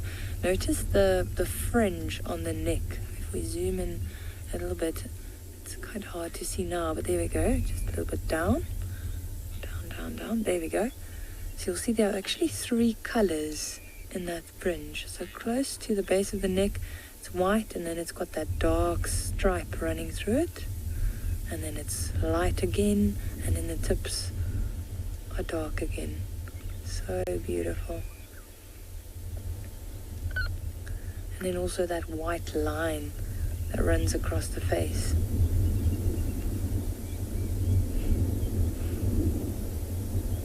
Now kudus mostly browse, which is what he's doing at the moment, which means they mostly feed on leaves, so they'll pluck the leaves from these little shrubs and trees around them.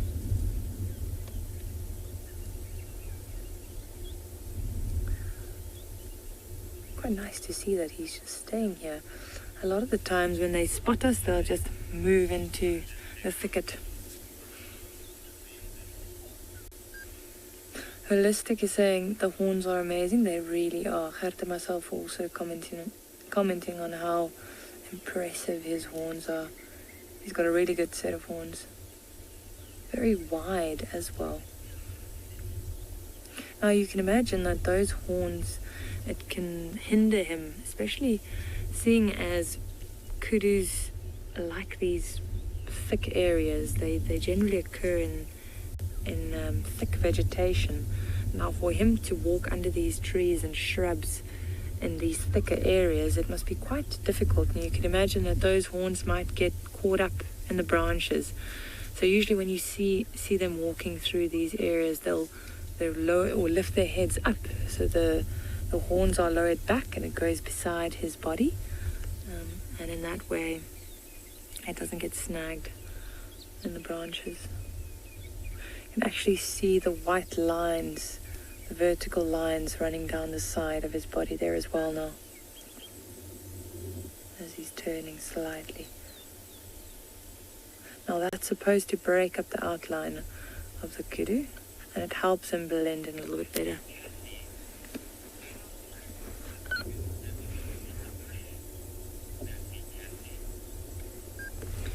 Sassy Cassie, are kudus the biggest antelope in the bush? They are not, but this is a very, very big antelope. I mean, a male kudu can reach up to around 250 kilograms, but there is a larger antelope that we don't really see in these parts. You see them close by, but I think you might have seen them at Tswalu, and it's something called an eland. And that's the biggest antelope that you'll see around in southern Africa at least, and well, in Africa I guess.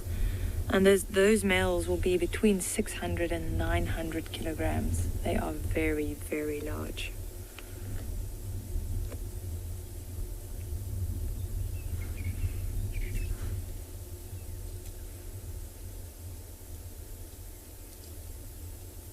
Now, as big as he is, these kudus are actually incredible jumpers. And I've actually seen videos of a kudu clearing a 2-meter wall just from standing, not even taking a run up or anything.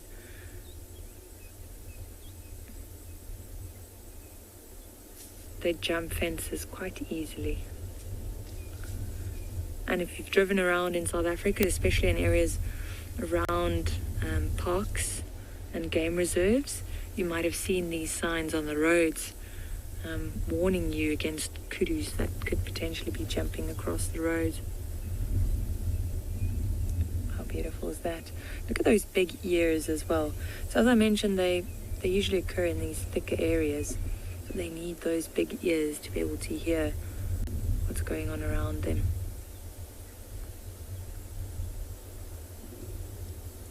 So relaxed.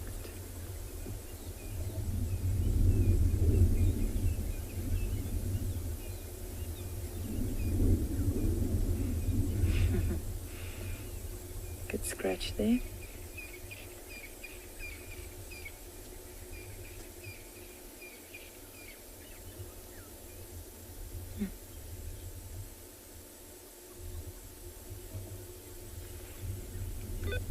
Now the only thing that he'd have to be aware of is lions.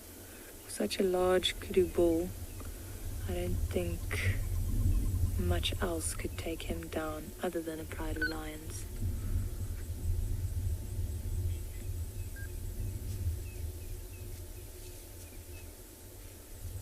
Right, we're gonna continue and see what else we can find.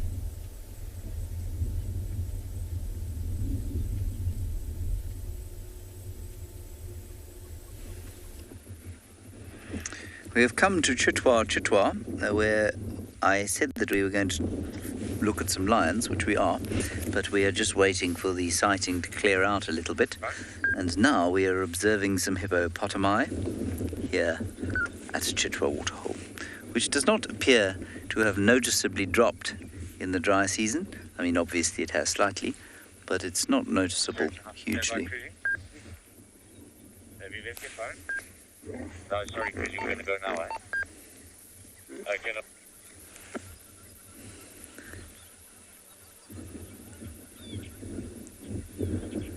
And lovely little sounds they're making. And on a day like today, being in the water is probably the warmest place for them to be, with their thick covering of blubber, because it's a bit breezy out of the water. As you can probably hear.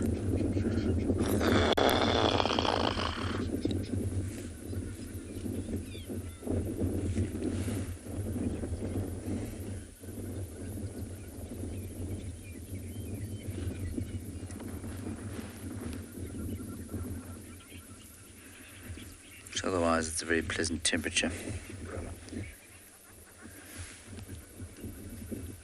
Now, what these chaps are doing is standing on a little island that is around the tree there. And at the height of last season's dry season, I was able to sit on that tree, walk from here to the tree, and sit on it. That is how low the water was. Daniel, you're wondering what a group of hippos is called. It's called an armada of hippos. That's not true. It's not called an armada. It is called a pod or a school or a herd. I think in most academic texts on hippos, not that I've read a huge number of them, you'll probably find the word pod or herd.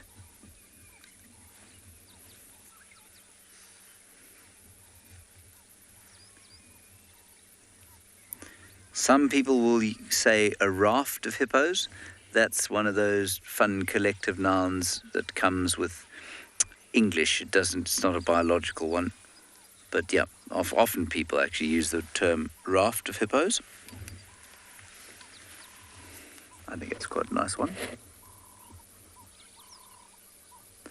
And the oxpeckers there are now having a good feed.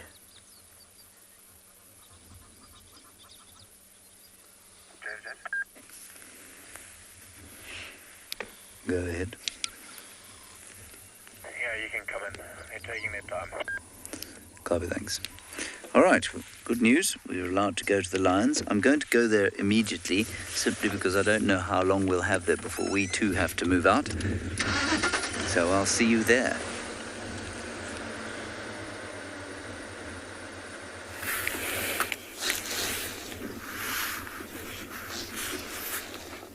Look what we have here. A beautiful female giraffe. You can see she's just making the most of the remaining light, feeding on like new shoots of, it seems like it's a leadwood just right next to her. It's just beautiful watching her actually feeding.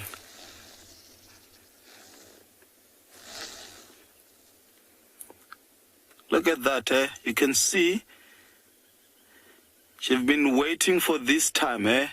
So this animal can mainly feed on twigs of trees. So basically they browse. So this is actually a very good advantage, special for such tall animal, because they can't really graze like a small animal like an impala.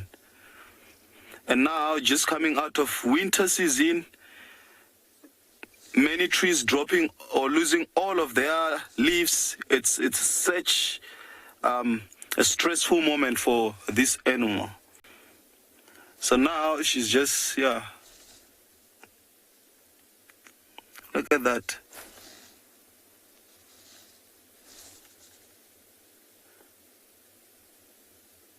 I'm not really sure what trees that she's feeding on, but giraffe are known, I've seen them feeding mostly on a knob thorn. That actually looks like, it's not clear, the leaves are not really clear, but anyway, it's a beautiful scene. We can also hear some ellis at the background, just where like two boys.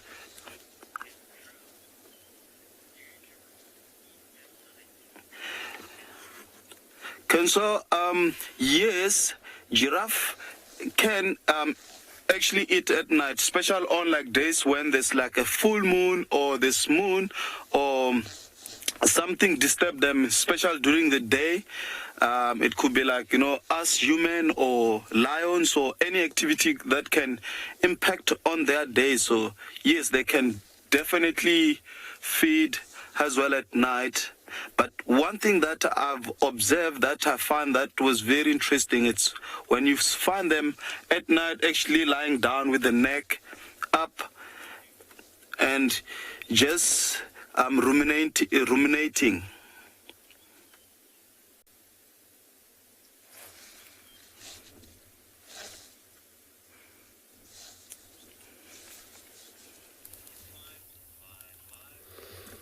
Beautiful. From giraffe to an elephant. These elephants here, looks like most of them already moved to the other side, but these two, they're still very interested on feeding in that, thorns in there. Looks like the bigger one and a small one at the left, right here. It could happen that maybe, because it was a big group, so it could happen that the rest of the group still coming down to drink, but these already drank and then move on.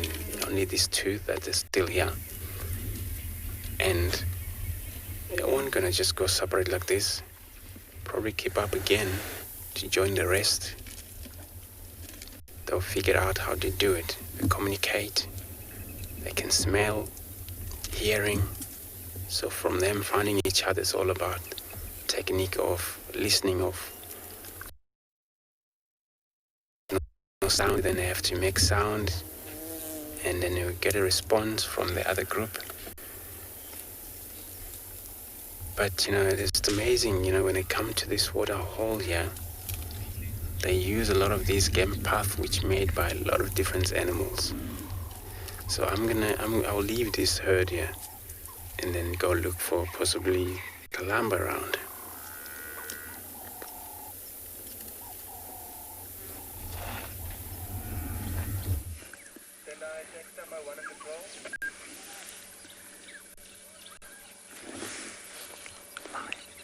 Here we have got the lions, which is rather spectacular, and they are sitting atop a termite mound.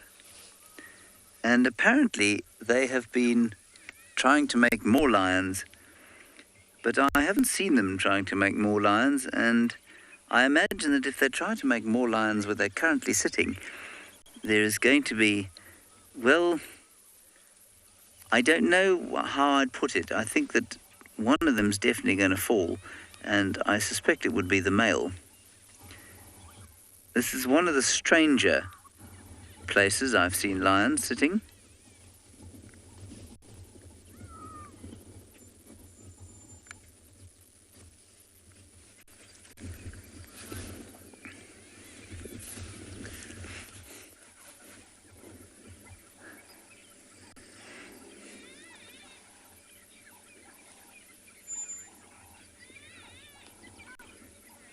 And what they're doing, actually, I think, is looking towards the Chitwa Lodge, which is where we are, because they can hear some youngsters making a bit of a noise. Young humans, I mean.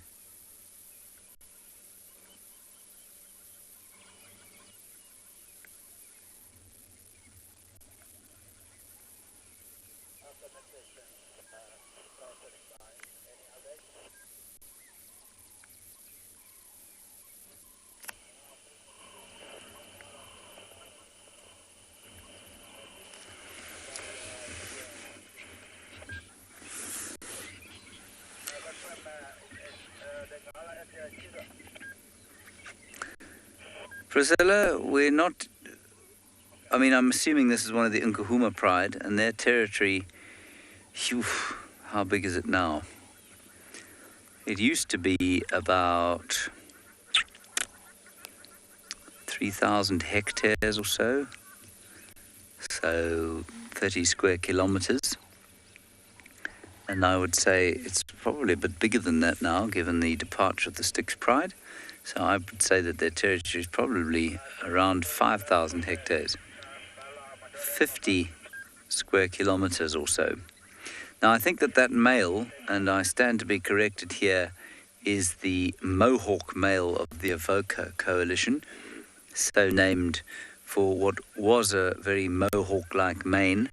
It's not so much like that anymore, but I think that's who that is.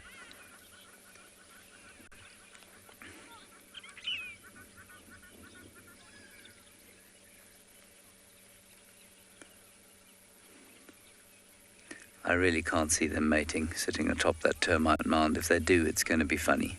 I'm going to follow up on some Nongo alarm calling. It sounds like a little bit east of Chitwa Drive. I'm just going to have a quick cruise around there. I wonder if we shouldn't try and angle around the other side. We might do that.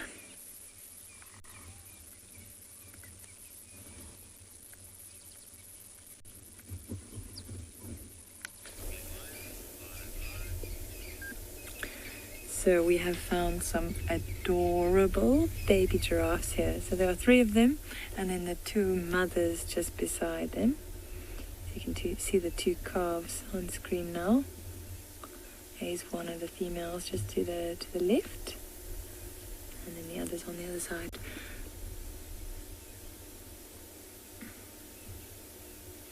Now you often see these young giraffes forming almost these little creches. When the mothers go off, sometimes they leave them alone for a few hours, and it's just safer for the youngsters to be with each other than it is by themselves. You You'll notice there's a little oxpecker also riding on the back of that young giraffe. And this specific one, we've actually been watching it scratch its neck and its face on this dead shrub in front of it, or that small dead tree. Watch, watch, watch. There we go again. There we go.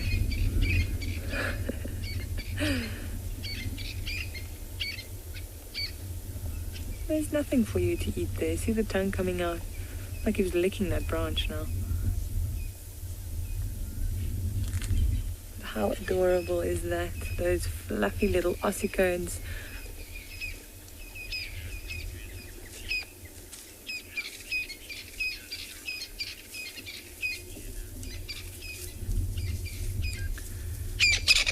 Jenna, how many teeth does a giraffe have? I actually have no idea. Yeah, you've stumped me there, Jenna. I have no idea. But I would assume that it's probably the same as us. But I speak under correction.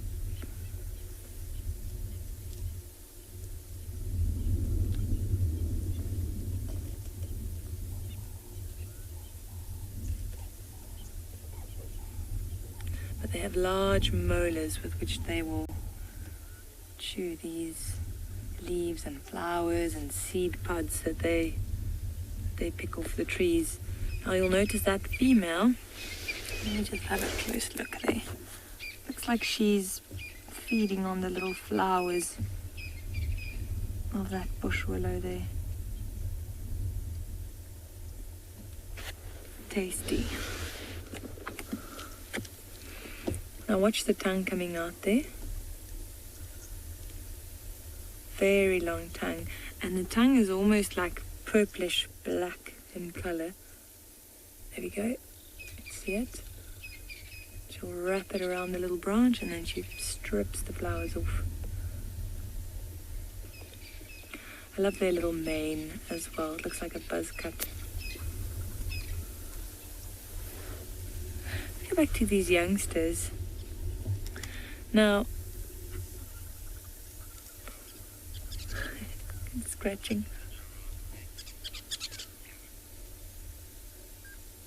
Lois, what sound does a giraffe make? They don't really have any distinct sounds. I've heard them like huffing and puffing, but other than that, and like a snorting noise I've also heard, but other than that I haven't really heard them make any other noises or sounds. They're pretty quiet. I think that if they were distressed, if it was really like something serious that was happening, then they might be a little bit more vocal. But in general, you don't hear them making any noises. Like they don't have alarm calls like a lot of the other animals do. Look at that little one just having a good scratch there behind the little horns or ossicones. It's like the perfect height for that scratch. Oh, they're having a good time there. Look how dark that one's face is, the one on the right, compared to the other one. Got a really dark face, like black, all along the muzzle, between the eyes. I wonder if they're not taking the lichen off that. Can you zoom in on that one on the right there? Just trying to see why they are. Yeah, that might be what they're doing. So those branches are full of lichen, and it seems like they're feeding on the lichen. Now the lichen is like it's a fungus and algae that have formed this symbiotic relationship, and that you see growing on trees. You see it all over.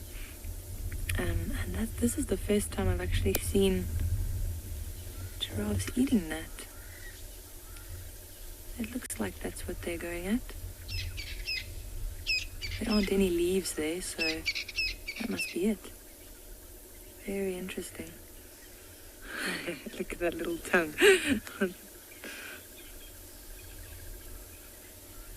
Adorable.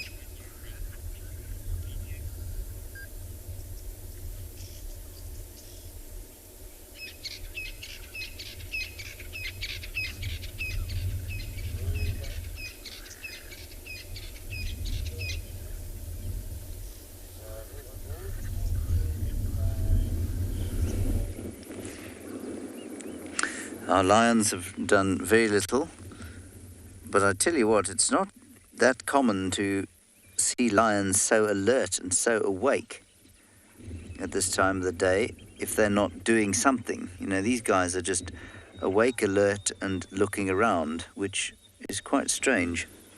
Also, I don't think that the mohawk male there likes Niels very much, because he keeps looking in Niels's direction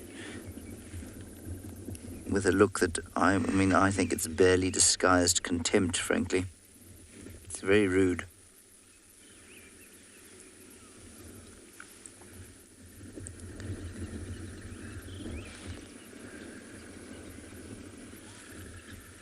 Oh, well, that's nice.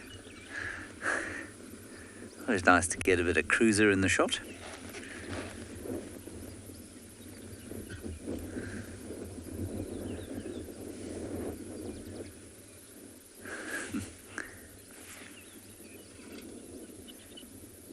He's probably in quite a nice position there.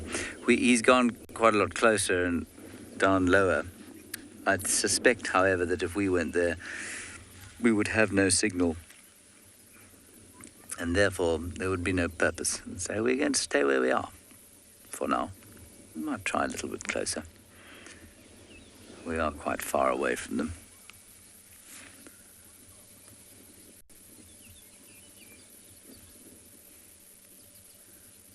But I can't see them mating when they're up there.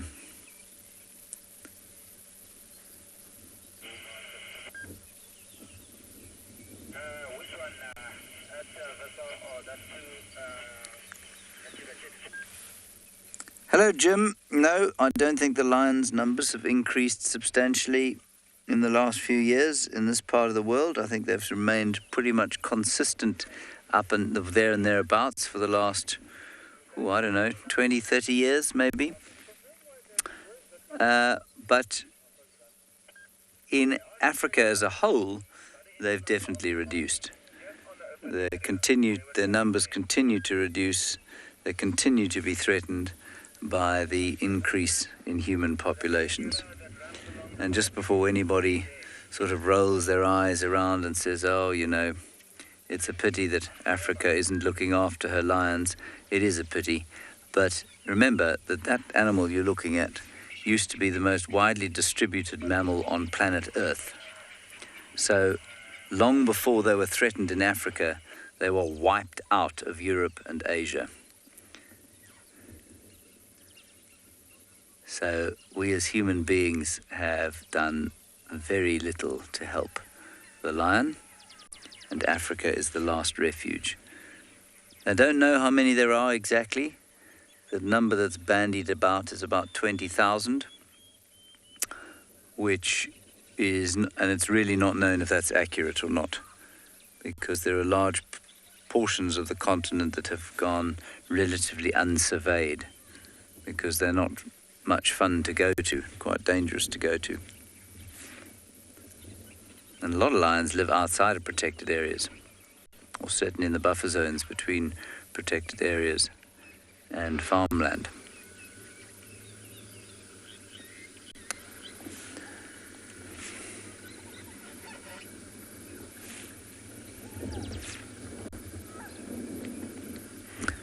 So it's a tricky one. And sadly, despite all the amazing work that so many conservation organizations engage in, there just doesn't seem to be a huge amount of success with the lions. We know more and more about them every year, but our ability to look after them doesn't appear to be increasing substantially.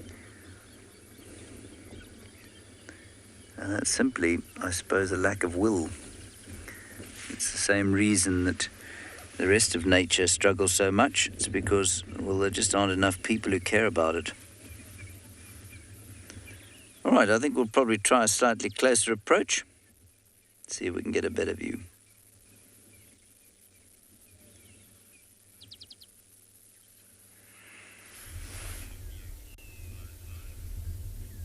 So we're still with this journey of giraffes. See the two young calves just feeding away there. Now we've noticed something quite interesting about one of the females here, one of the cows. So if we move over to the left, you'll notice that she only has half a tail. Look at that. And slightly further down, you can actually see that there is an old scar there. So I think that she might have escaped the claws of a predator a while back. Let's see when she passes, when she walks past us, you might be able to see that scar a little bit better. It's on the left leg. There we go. Just see it there. And that's quite a big loss because that's a really good fly swat. So without it, you know, it's really hard keeping the flies away, especially from that region.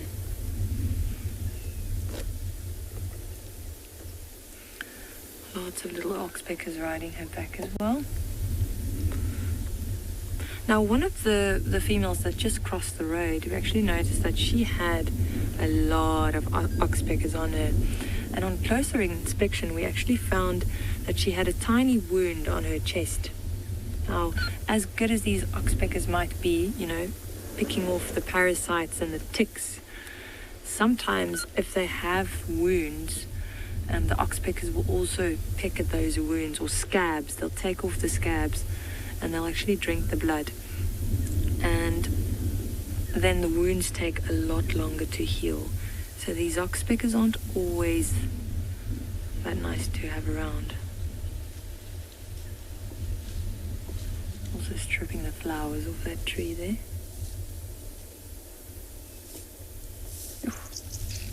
Look at all of them on this youngster in front in the road as well.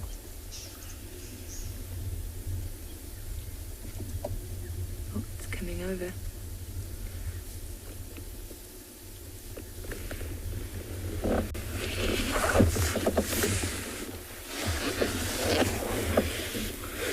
One, two, three, four. There might be some more on the other side as well. Just look how they're moving through the fur there.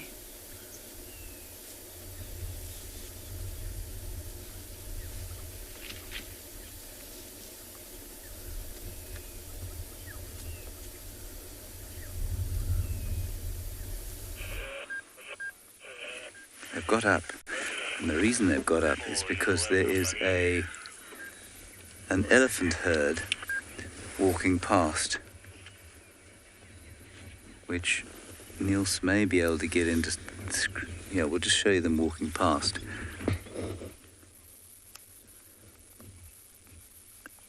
And the male particularly looks deeply unimpressed.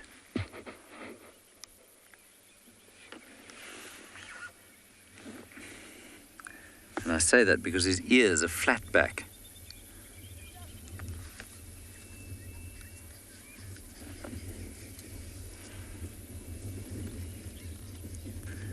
Such a nice picture of them actually up there. It's such an unusual picture of them.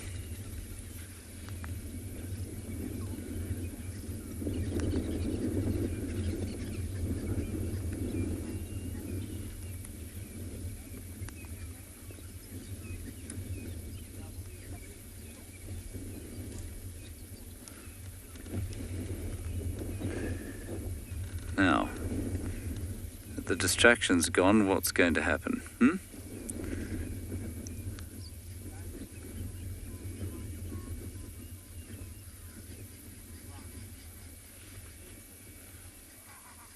Elephants didn't even stop for a drink, they just walked by.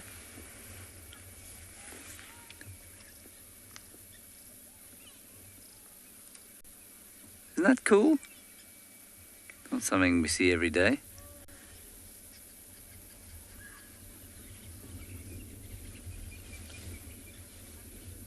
And every time, this is typical when cats are in the process of the mating process, yes. When they're in the process of the mating process, every time she moves, breathes or twitches a whisker, he's up and about, considering his next move. Which in this particular instance is going to be to stand there and hopefully not make himself look like a total fool by falling off.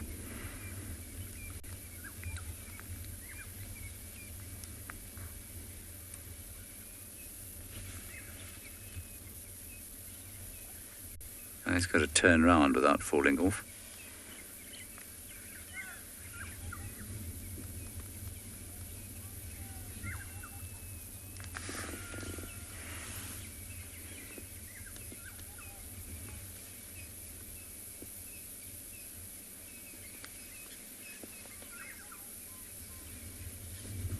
Might also be able to hear the nice call of the black-headed oriole.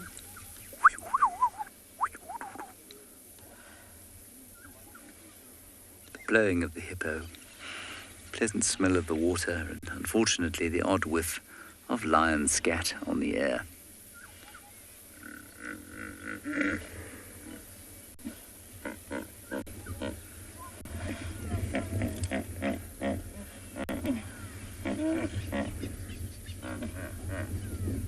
He looks like a slightly dissatisfied bed partner whose partner won't move or move up.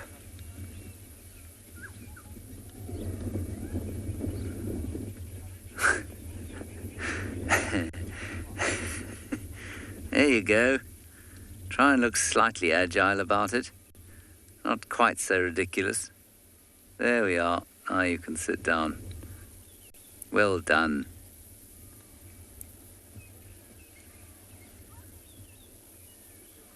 Back to precisely where we had them to start with.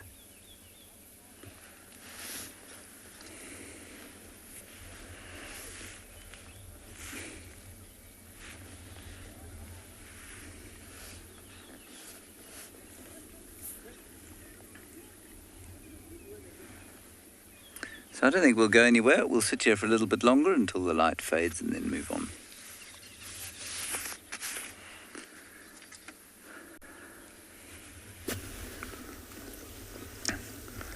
So as the lions are waiting them for an activity, welcome back guys to the Mara. It's been raining. We just had a storm that passed over, but now we are back live again with our Ellies now. Look at it, they all look wet. Enjoying the grass, lots of water.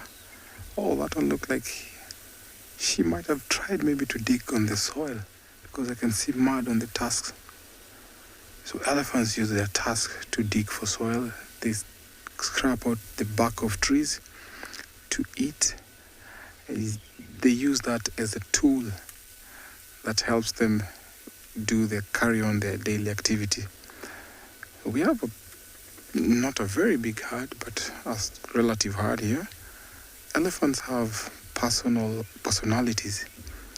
So like us humans, sometimes there are people who are very angry, there are people who are very jovial, the same as elephants. Now we can see the little ones are just enjoying the grass while the moms are browsing on the grasses there and the twigs. Those two look like cousins. And when it comes to this kind of relationship, the cousins help each other in discipline, especially the older ones. Look at those two. They seem older than the one to the left. So during their daily interaction, they help their mom and their aunties to take care of the young ones, to discipline them, while they still follow the orders of the matriarch. So these herds will be walking out of this area where it's close to the marsh. They'll be go to the upland because it seems like it also rained tonight.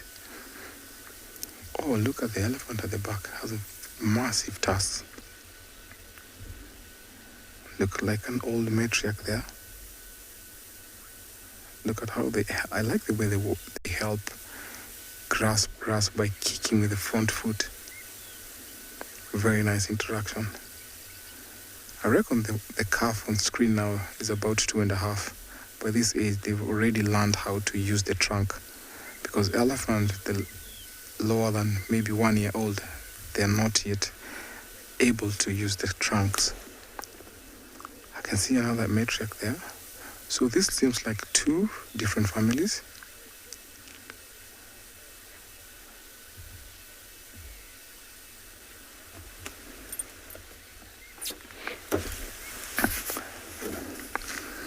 Didier, thank you so much for your question. How often do an elephant rather, give birth annually? So elephants don't give birth annually. I reckon a fully grown elephant will only get pregnant up to maybe 22 months. So until the calf is weaned after 2 years, that is when they will give birth again.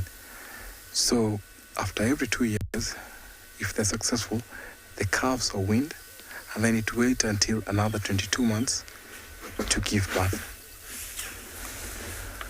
Cool. Back to our elephants. Seems like they're still enjoying. So during this time, you find that they also have very white tusks, because when they're walking through the bushes, they have a lot of water, they end up being cleaned. It's very interesting to see. So I'm going to wait here and see what these elephants will be doing and where they'll be going.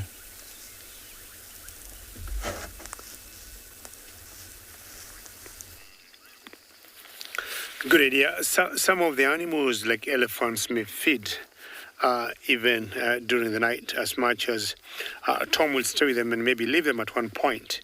They may continue feeding, unlike the buffaloes that I got here. In general, once it gets rather dark, they tend to stop and remain in a particular place to spend the night until the following day. I don't remember the last time I saw buffaloes moving in the night. And that's not the buffalo you want to meet when you're walking. For example, in the village you come from, and he comes out from the bushes, because he'll come straight out and toss you. He's trying to feed in those bushes of the orange leaf crotons. So they'll take advantage of all the amount of light that is left, maybe for the next 45 minutes, 1 hour before it gets dark. And they may choose to sleep. What I've seen them more often than not in an open place, unlike in the thickets. They usually have enough fur to cover their bodies to keep them warm. And I'm sure by staying together, keeps their warmth together. And always good to update you on baby Jasiri. And I would say so far so good. The last update was this afternoon about 3 o'clock from the game warden. And the vets saw her this morning. They haven't come back because they did not have any reason to come back. She is doing very well and progressing just fine. The swelling on the foot has really reduced. And what has happened, they think most likely by the end of October, Jasiri will be up and about. And you remember earlier I was telling you that she got a family that has adopted her, and that's the best news. Because earlier, when she couldn't keep pace with the first family that adopted her, she stayed behind. And for like 2 or 3 days, she was in her odd in a particular spot that I saw her. But from like the last 4 days, she got a family with her, which is very good news.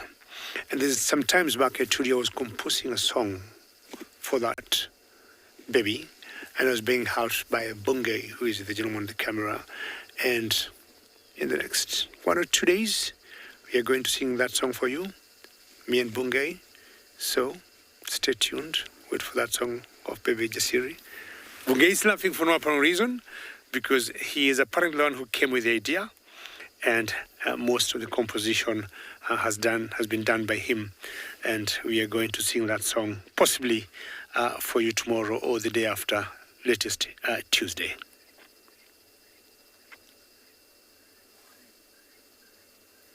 Bungei, are you excited to hear that?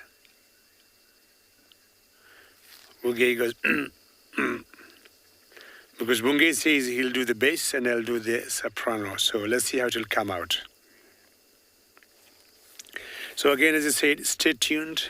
Song is coming. Time for these buffaloes to grimace. Maybe that particular male there. I'm not sure. The one down there's a female. Possibly, he might have just smelt her urine and finding out if she could be in estrus. Who knows? The female to me is just chewing cud. This is typical of buffaloes being ruminant. Or it could have been a young buffalo. You know, sometimes these animals will do things that are out of the norm. They've been rained on. If you look at their coats carefully, they don't look the normal buffaloes that we know of. It's because the storm we had maybe the last 45 minutes before it stopped. See, their fur is still wet. Looks a little bit shiny.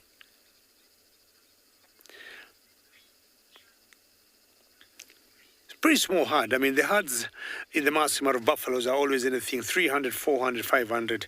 And this is barely 100, pretty small. But that happens. But once the herd starts, maybe 50 or 100, it just keeps growing. Unlike elephants, where you might get 2 or 3 herds coming together, then at one point separating, going different ways. I haven't seen buffaloes separating. Either the herds keep growing or something tragic happens to them. For example, if there's a breakout over some sort of disease, something like foot and mouth, and sometimes this, a particular percentage of them dies, or they may get what we call bovine tuberculosis, and you get a big chunk of them dying. Or what else? I mean, sometimes they also get anthrax. And it's always got a challenge when we get the buffaloes coming to the villages where we come from, and they sometimes infect the cows with their diseases. Now, I want to leave these buffaloes here because in this particular area, more or less time like now, I've always found myself very lucky spotting black rhinos. There's one particular mother with 2 calves, and this is her domain. And we all know black rhinos are very territorial. This could be one of those evenings. Just keep fingers crossed. I would be happy to see a black, she's doing very well, black rhino, taking care of her 2 calves. And one is pretty big, just like the mother. And the other one is a small one.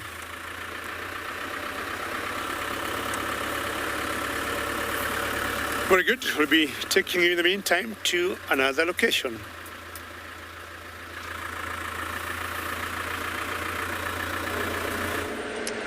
We've had to leave our lions, I'm afraid, because lots of people wanted to come and see them. I was hoping we'd be able to spend a little bit longer with them.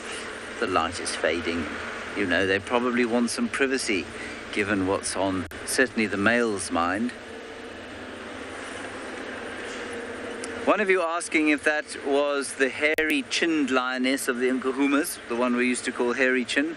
I'm afraid I don't know them well enough anymore to be able to say for definite. She's certainly the right sort of age, got a totally black nose. So, yeah, could be. Could be. It's possible. She just looked quite young of face, and there was, her face was very unscarred. But it could be.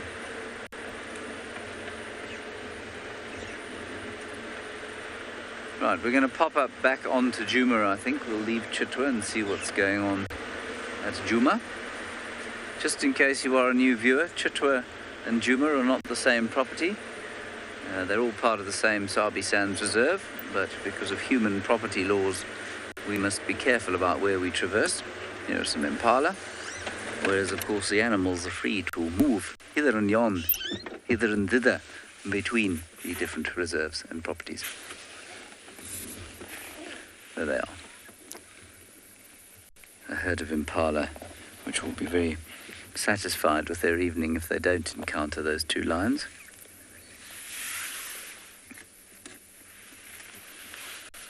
I always feel sorry for the antelope on days like today when we get back and the chilly wind and kind of sort of, well, I don't like to use the word evil, but tricky darkness is falling and we can go into shelter and the animals can't. Chevy, you're wondering if animals get pneumonia. No, I don't think they do. I mean, I imagine it's possible, but again, remember that it would be highly unlikely given that they don't expose themselves to different kinds of pathogens that they're not used to and that might make them sick. So I think it's probably very unlikely that they would get pneumonia. I don't know enough about it, but isn't pneumonia a generic term for a whole suite of lung problems? I think it is. And so, presumably they could get some kind of pneumonia, perhaps. Yeah. It's any infection that inflames the air sacs in one or both lungs, which may or may not fill with fluid.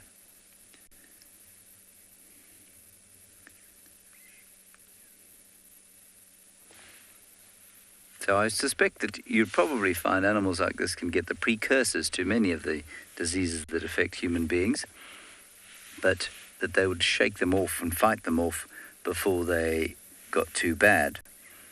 And those that were immunocompromised, so perhaps in a big drought or something like that, and then if they got really cold and wet, perhaps they might also develop some kind of fatal pneumonia.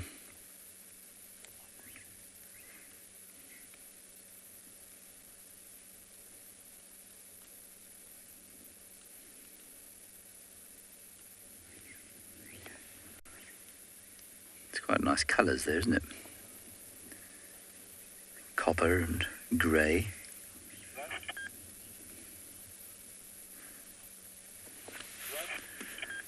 Lockwood, when you can tell if an animal is not well, depends on the animal, really. I don't know how to tell if a sponge or a coral is not well.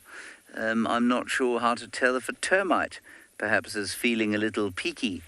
But if I was looking at an impala, if it was sufficiently unwell, it would have lost weight. Its skin condition would be poor. It may be producing mucus from the nose, same as we produce mucus from the nose, snot, in other words. And it would depend entirely on what was making it unwell. If it had some kind of ear infection, well, then it would be easy to see.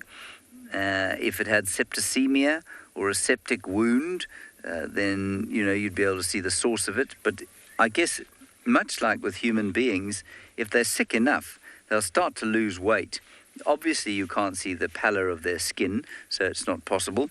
If you can get close enough, so for example, if I walked up to that impala and I said, oh, just look over there, and tricked it into looking the other way, and then grabbed it, opened its mouth and checked its gums, then I might be able to tell whether it was sick. So in domestic animals, that was what you'd do.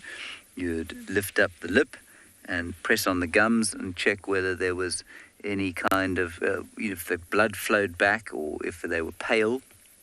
So that's a way of checking the pallor. I guess you could also check in the eyes. But again, this is all largely for domestic animals. So in animals like this, they have to get pretty sick before they start to show outward symptoms such as weight loss or skin condition problems. Let us press on and see what else we can find.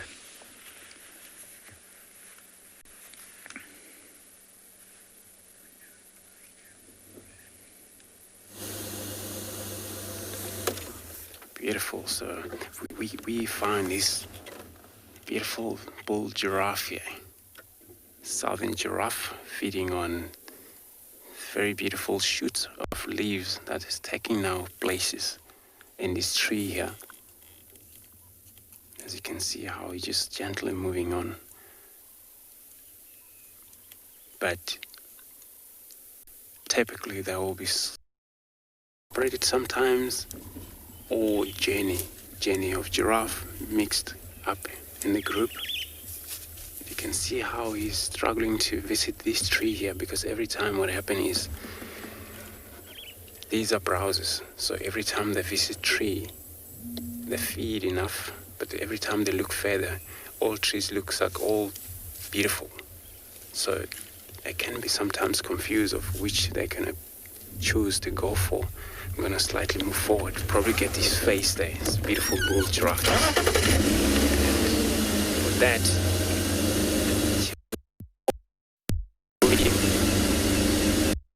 and group of his friends, and then you're able to take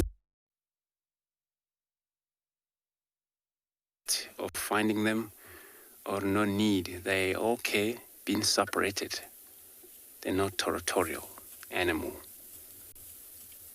can see how actually fully grown bull could be anything, but sometimes fully grown giraffe like this could be around maybe 6 meters or 5.5 meters tall. Just gonna leave him moving away from us. Just gonna move forward, look for something else.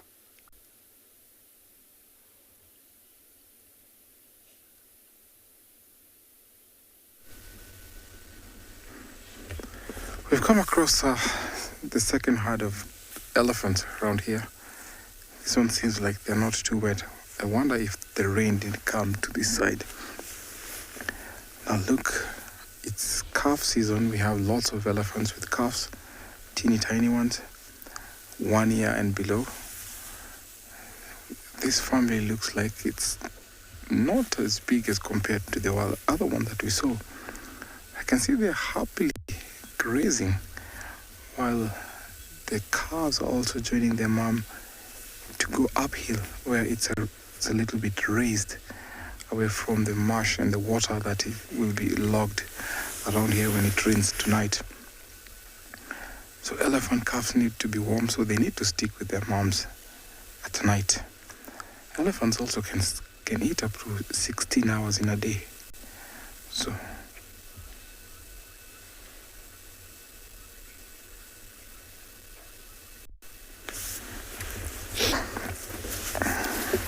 Amanda, thank you so much for your question. Do elephants ever have twins? Yes, elephants can have twins. So to the eastern side of where we are, we have a park called Amboseli. There is an elephant by the name of Paru who gave birth to twins. Then there's a second one that gave birth to twins. In Tanzania, south of where we are, there's a park called Tarangire. There's an elephant that gave birth to twins, but it's not encountered or it doesn't occur that much. So the last case that was heard was in 1989.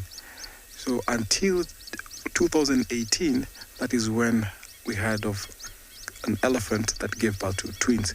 So it is not a daily occurrence. It doesn't happen yearly, but yes, elephants can have twins. So our elephants are relaxed here, but they soon be walking slowly, heading back to the hills. And then tomorrow they'll do the same journey. They need to drink on a daily basis, so they go uphill tonight, and then tomorrow during the day they come down for a drink. So when they accompany the calves, pygmies, they're very much experienced, so they protect the calves from predators.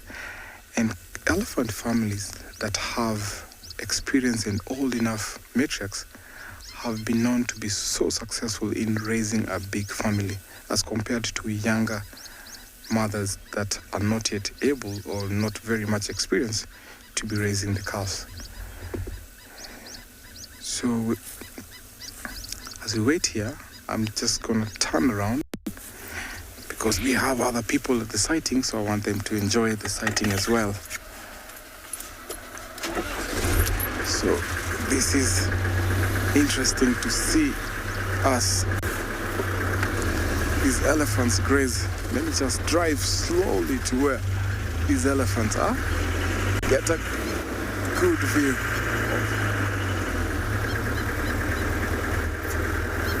Wow, look at that calf. It's having a little scratch. How cute is that?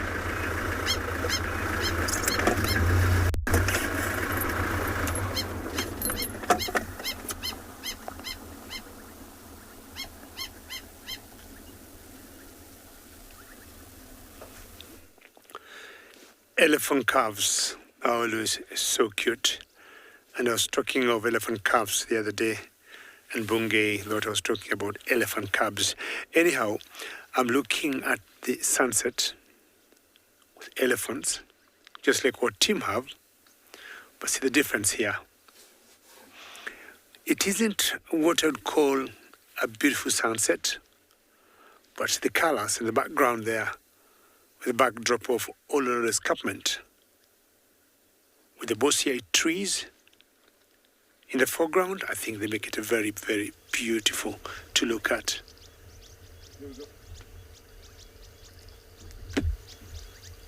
Very good job, Bungay. Elephants, this is their pace to feed. You come here 1 hour later, 2 hours in the darkness.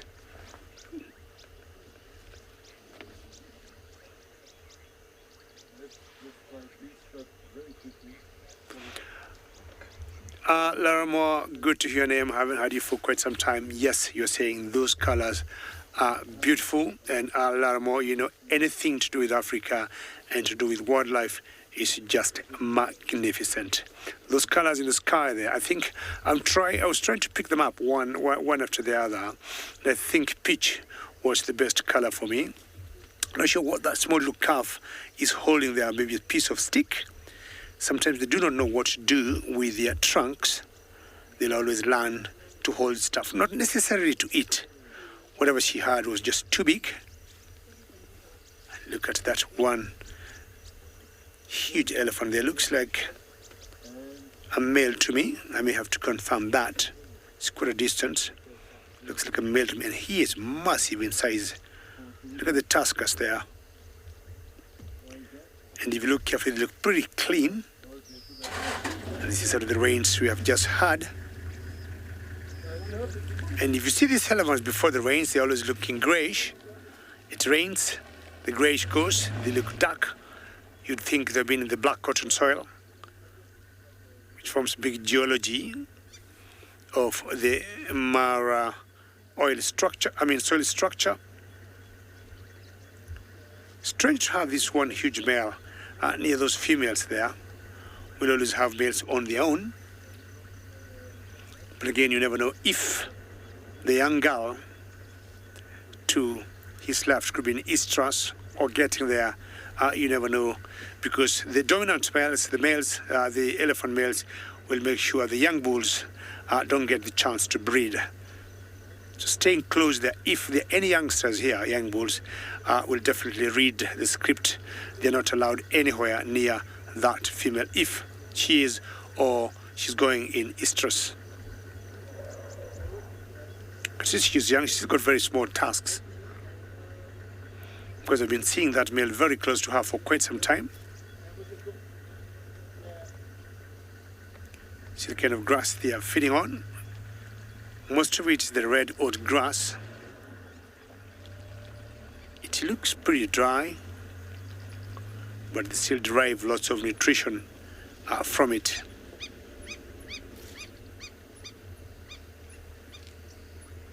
Here's some hammercops, calling, francolins. It's coming maybe to the end of the day for them. If it was earlier with more light, you'd expect to see lots of egrets here.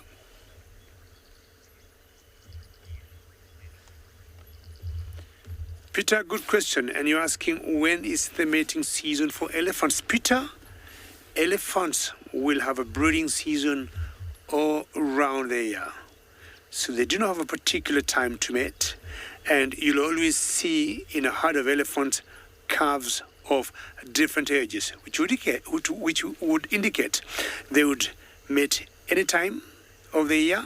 And of course, after every 22 months or so, a baby is dropped. Another few months from another cow, a baby is dropped. So if you look carefully, like that calf there, Peter, the one that I showed you earlier that was trying to chew on a stick, was much smaller.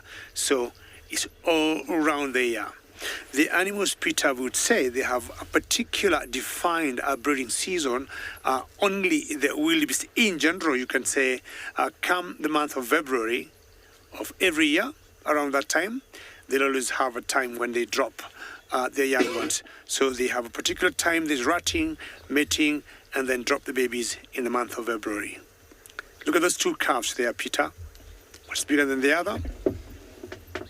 So different times of the year, they will be mating and having calves all around the year. The matriarch could have given some instructions. Follow me, we need to go in this direction, cross the road. I mean, they might walk in the road and give a bit of a roadblock. Could be rather difficult to know who the matriarch could be, but the command or the powers when it comes to important decisions.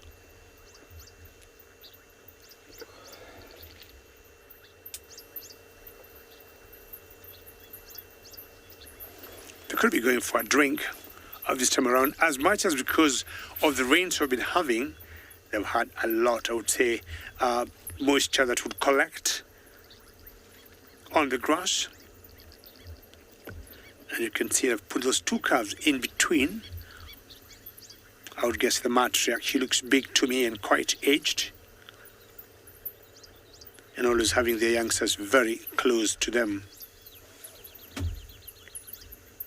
Those are the Shepherd trees that you're seeing in the background there. Very iconic trees of the Masai Mara Serengeti ecosystem. Some of the only trees that will survive the hard pan that you'll see here in the Masai Mara and Serengeti. Not many trees are able to penetrate with their roots.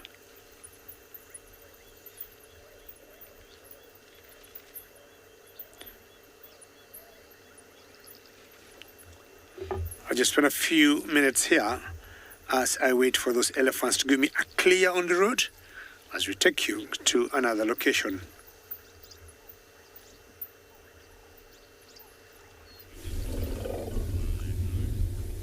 So we have also found some elephants. We dipped down into the riverbed and found these elephants just feeding on the banks of the Timbavati River here. So the majority of them actually look like bulls. The one at the bottom here that we're following with the young calf, and that looks like a cow. It seems like it's the only female around. Because that's the one calling as well. And it's actually quite unusual to see this, you know. Only 1, 2, 3, 4 young bulls, one female and her calf. And I think her calf's also a young bull. Normally these herds consist of related females and their youngsters.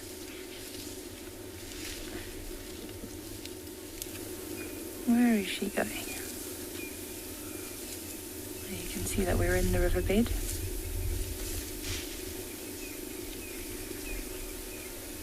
Now this riverbed is such a beautiful place to drive. All of these large trees along the banks, and I really love just seeing which animals cross the river, all the tracks and these little game paths that the animals create across the riverbed as well. There's always something happening down here, and at this time of year there are lots of flowering trees and things that you can see down here, lots of birds, and then of course the elephants. What's that one doing?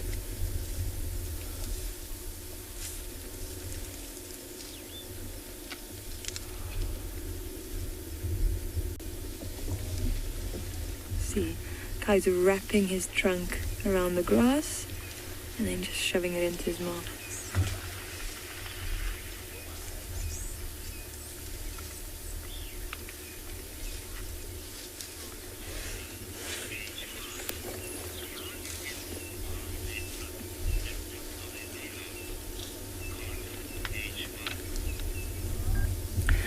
Carter has asked, how do elephants grow their tusks and what are they made of? Carter, their tusks are, it's pretty much like our teeth. So those tusks are just, let's say, modified teeth. And they grow it exactly the same way as we grow our teeth. You know, it kind of just happens. And yeah, those teeth will grow, or the tusks will grow throughout their lives. And I looked it up the other day, and they'll grow 15 to 18 centimeters a year.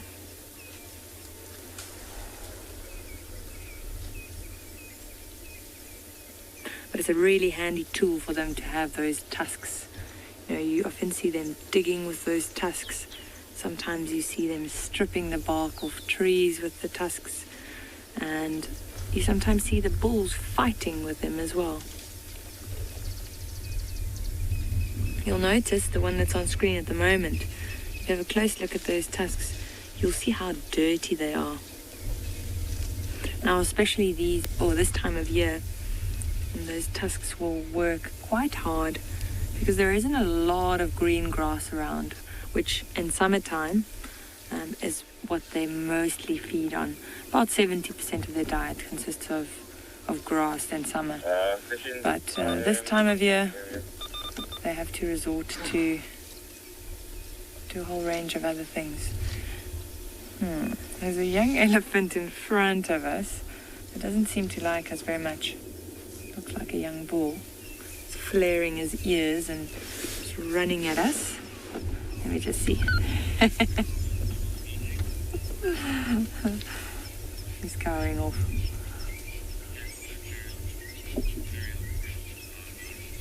Let's see what he does. No, I think it was all... He just had a big bark there.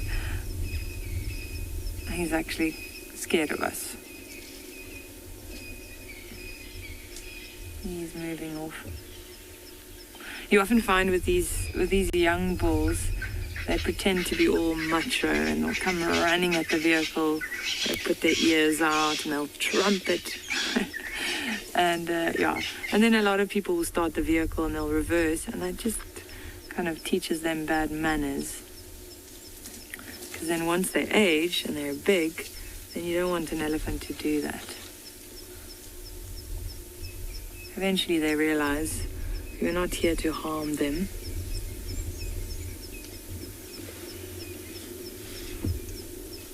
Alright, looks like they're just moving onto the banks. So I think we'll continue in the riverbed and just see what else we can find.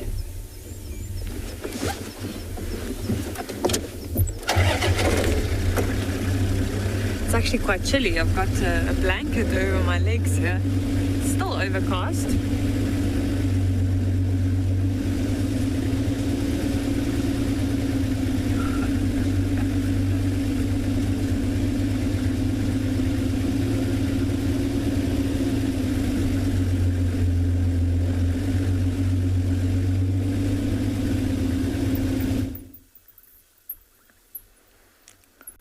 It seems like our elephants are enjoying the grass here. Probably, maybe it might be sweet. Also, these calves are not leaving that sighting. You can see the mom is still looking at them while they're grazing. A very nice sighting. Hear how powerful and strong the trunk is while they're pulling the grass. Elephant trunks have lots of muscle, so it acts as their tool of trade combined with the tusk.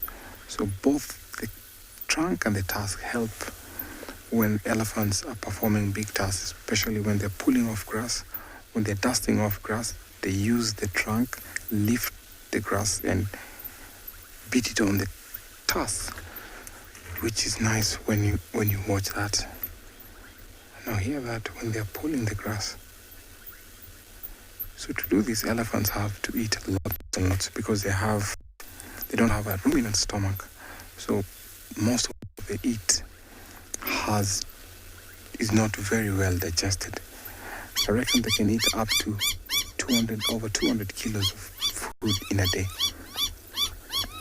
This is so exciting. Lots of birds calling on. I'm not quite sure what we have. We have on the road, we have jackals. That's why we have some birds very, very loud and alarming. But still back to our elephants. They're not going to leave that grass around there. Now this calf, a little while earlier, was playing with the brother. It was nice to watch. We've used now the infrared because it's getting dark.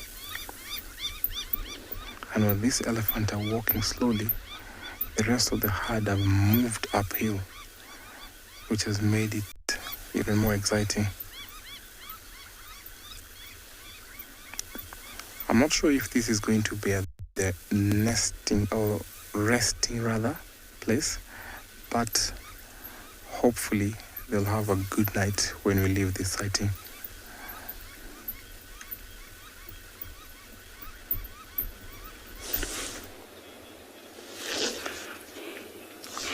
Look what we have here. A one bull elephant just walking in our dam wall. It seems like he's gonna come and drink. We actually have been waiting for him. We just had them just waiting here at like the famous dam that we have here at Pridelands, the Ndlovu Dam. Hence the name, Ndlovu Dam. So the dam of elephant. Just coming to have his last drink before the night, after probably a very long chill day in the African bush. Look at that. Just checking if the water is clean before drinking.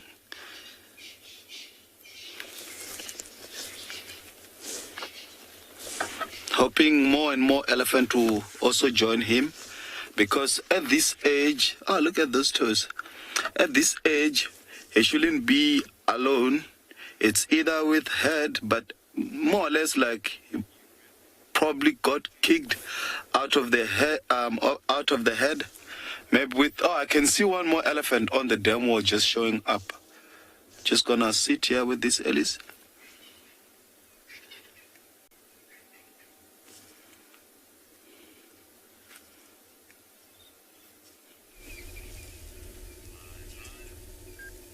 So driving around the corner, we actually also found more elephants. And looks like the rest of the herd, they're also slowly moving across the riverbed onto the other bank where the others had moved to. Just see the one crossing there. And we could see a few more cows with their calves on the other side. So that explains the scene earlier. I was quite confused. It's just that one female and all the young bulls.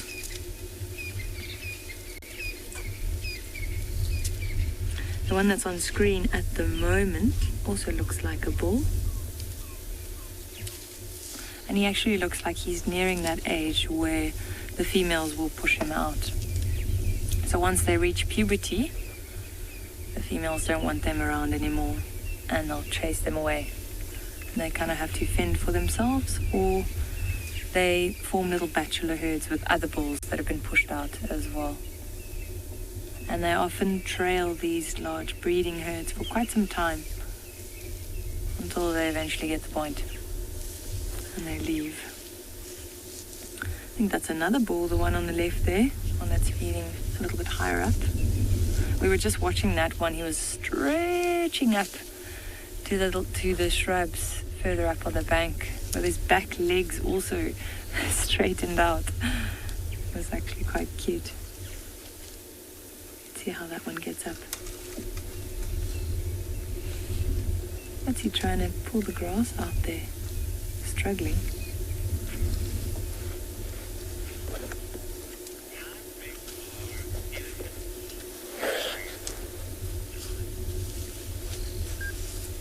Thomas, how big are elephant bull territories?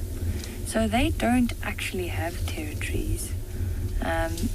They have something called a home range, but it's not a territory, so it's not a demarcated area that they protect and defend. So they'll just move in these home ranges to where there's nice food to eat or where there's enough water to drink. And then when they're in a state, in that state where they want to mate, when they're in must, then they travel like even up to hundreds of kilometers in search of females that are in estrus. So they don't really have territories, per se.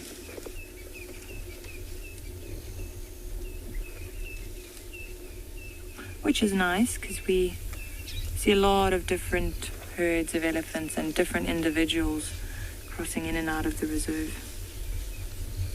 I think it's really nice.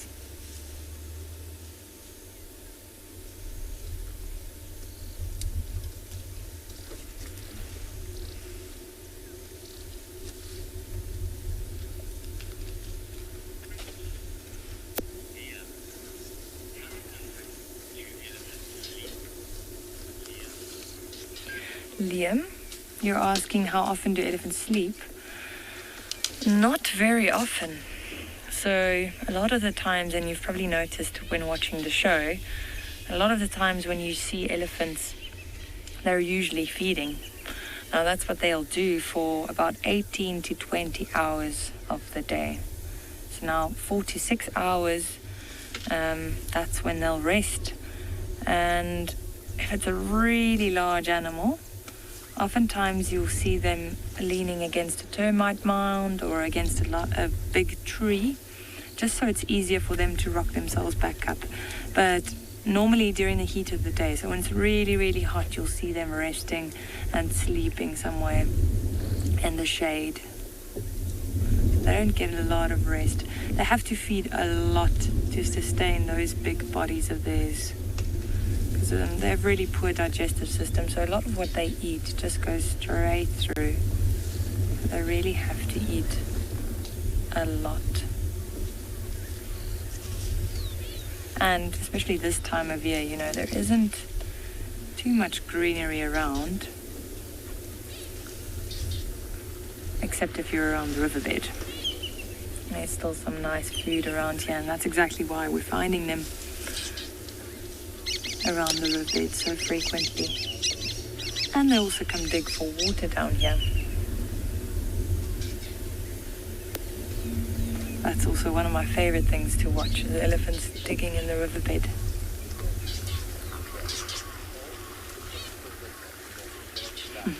Look at those two standing side by side there.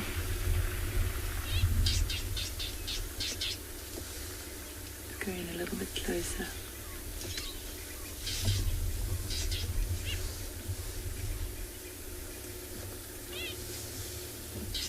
And look at that one. The legs are stretched out. The one on the left. Oh, he's crossing the legs. The other one also the same thing. Oh, that's adorable.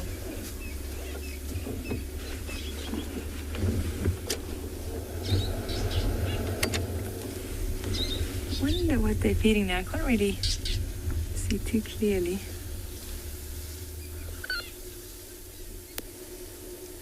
See the one on the left that's got his legs crossed over now? They usually do that when they want to rest the legs because they're on their legs for so long, for most of the day. Well, we've had an incredible safari, I think all round, and I hope that all of you will be joining us for the morning safari as well. From all of us here, have a lovely evening and good night.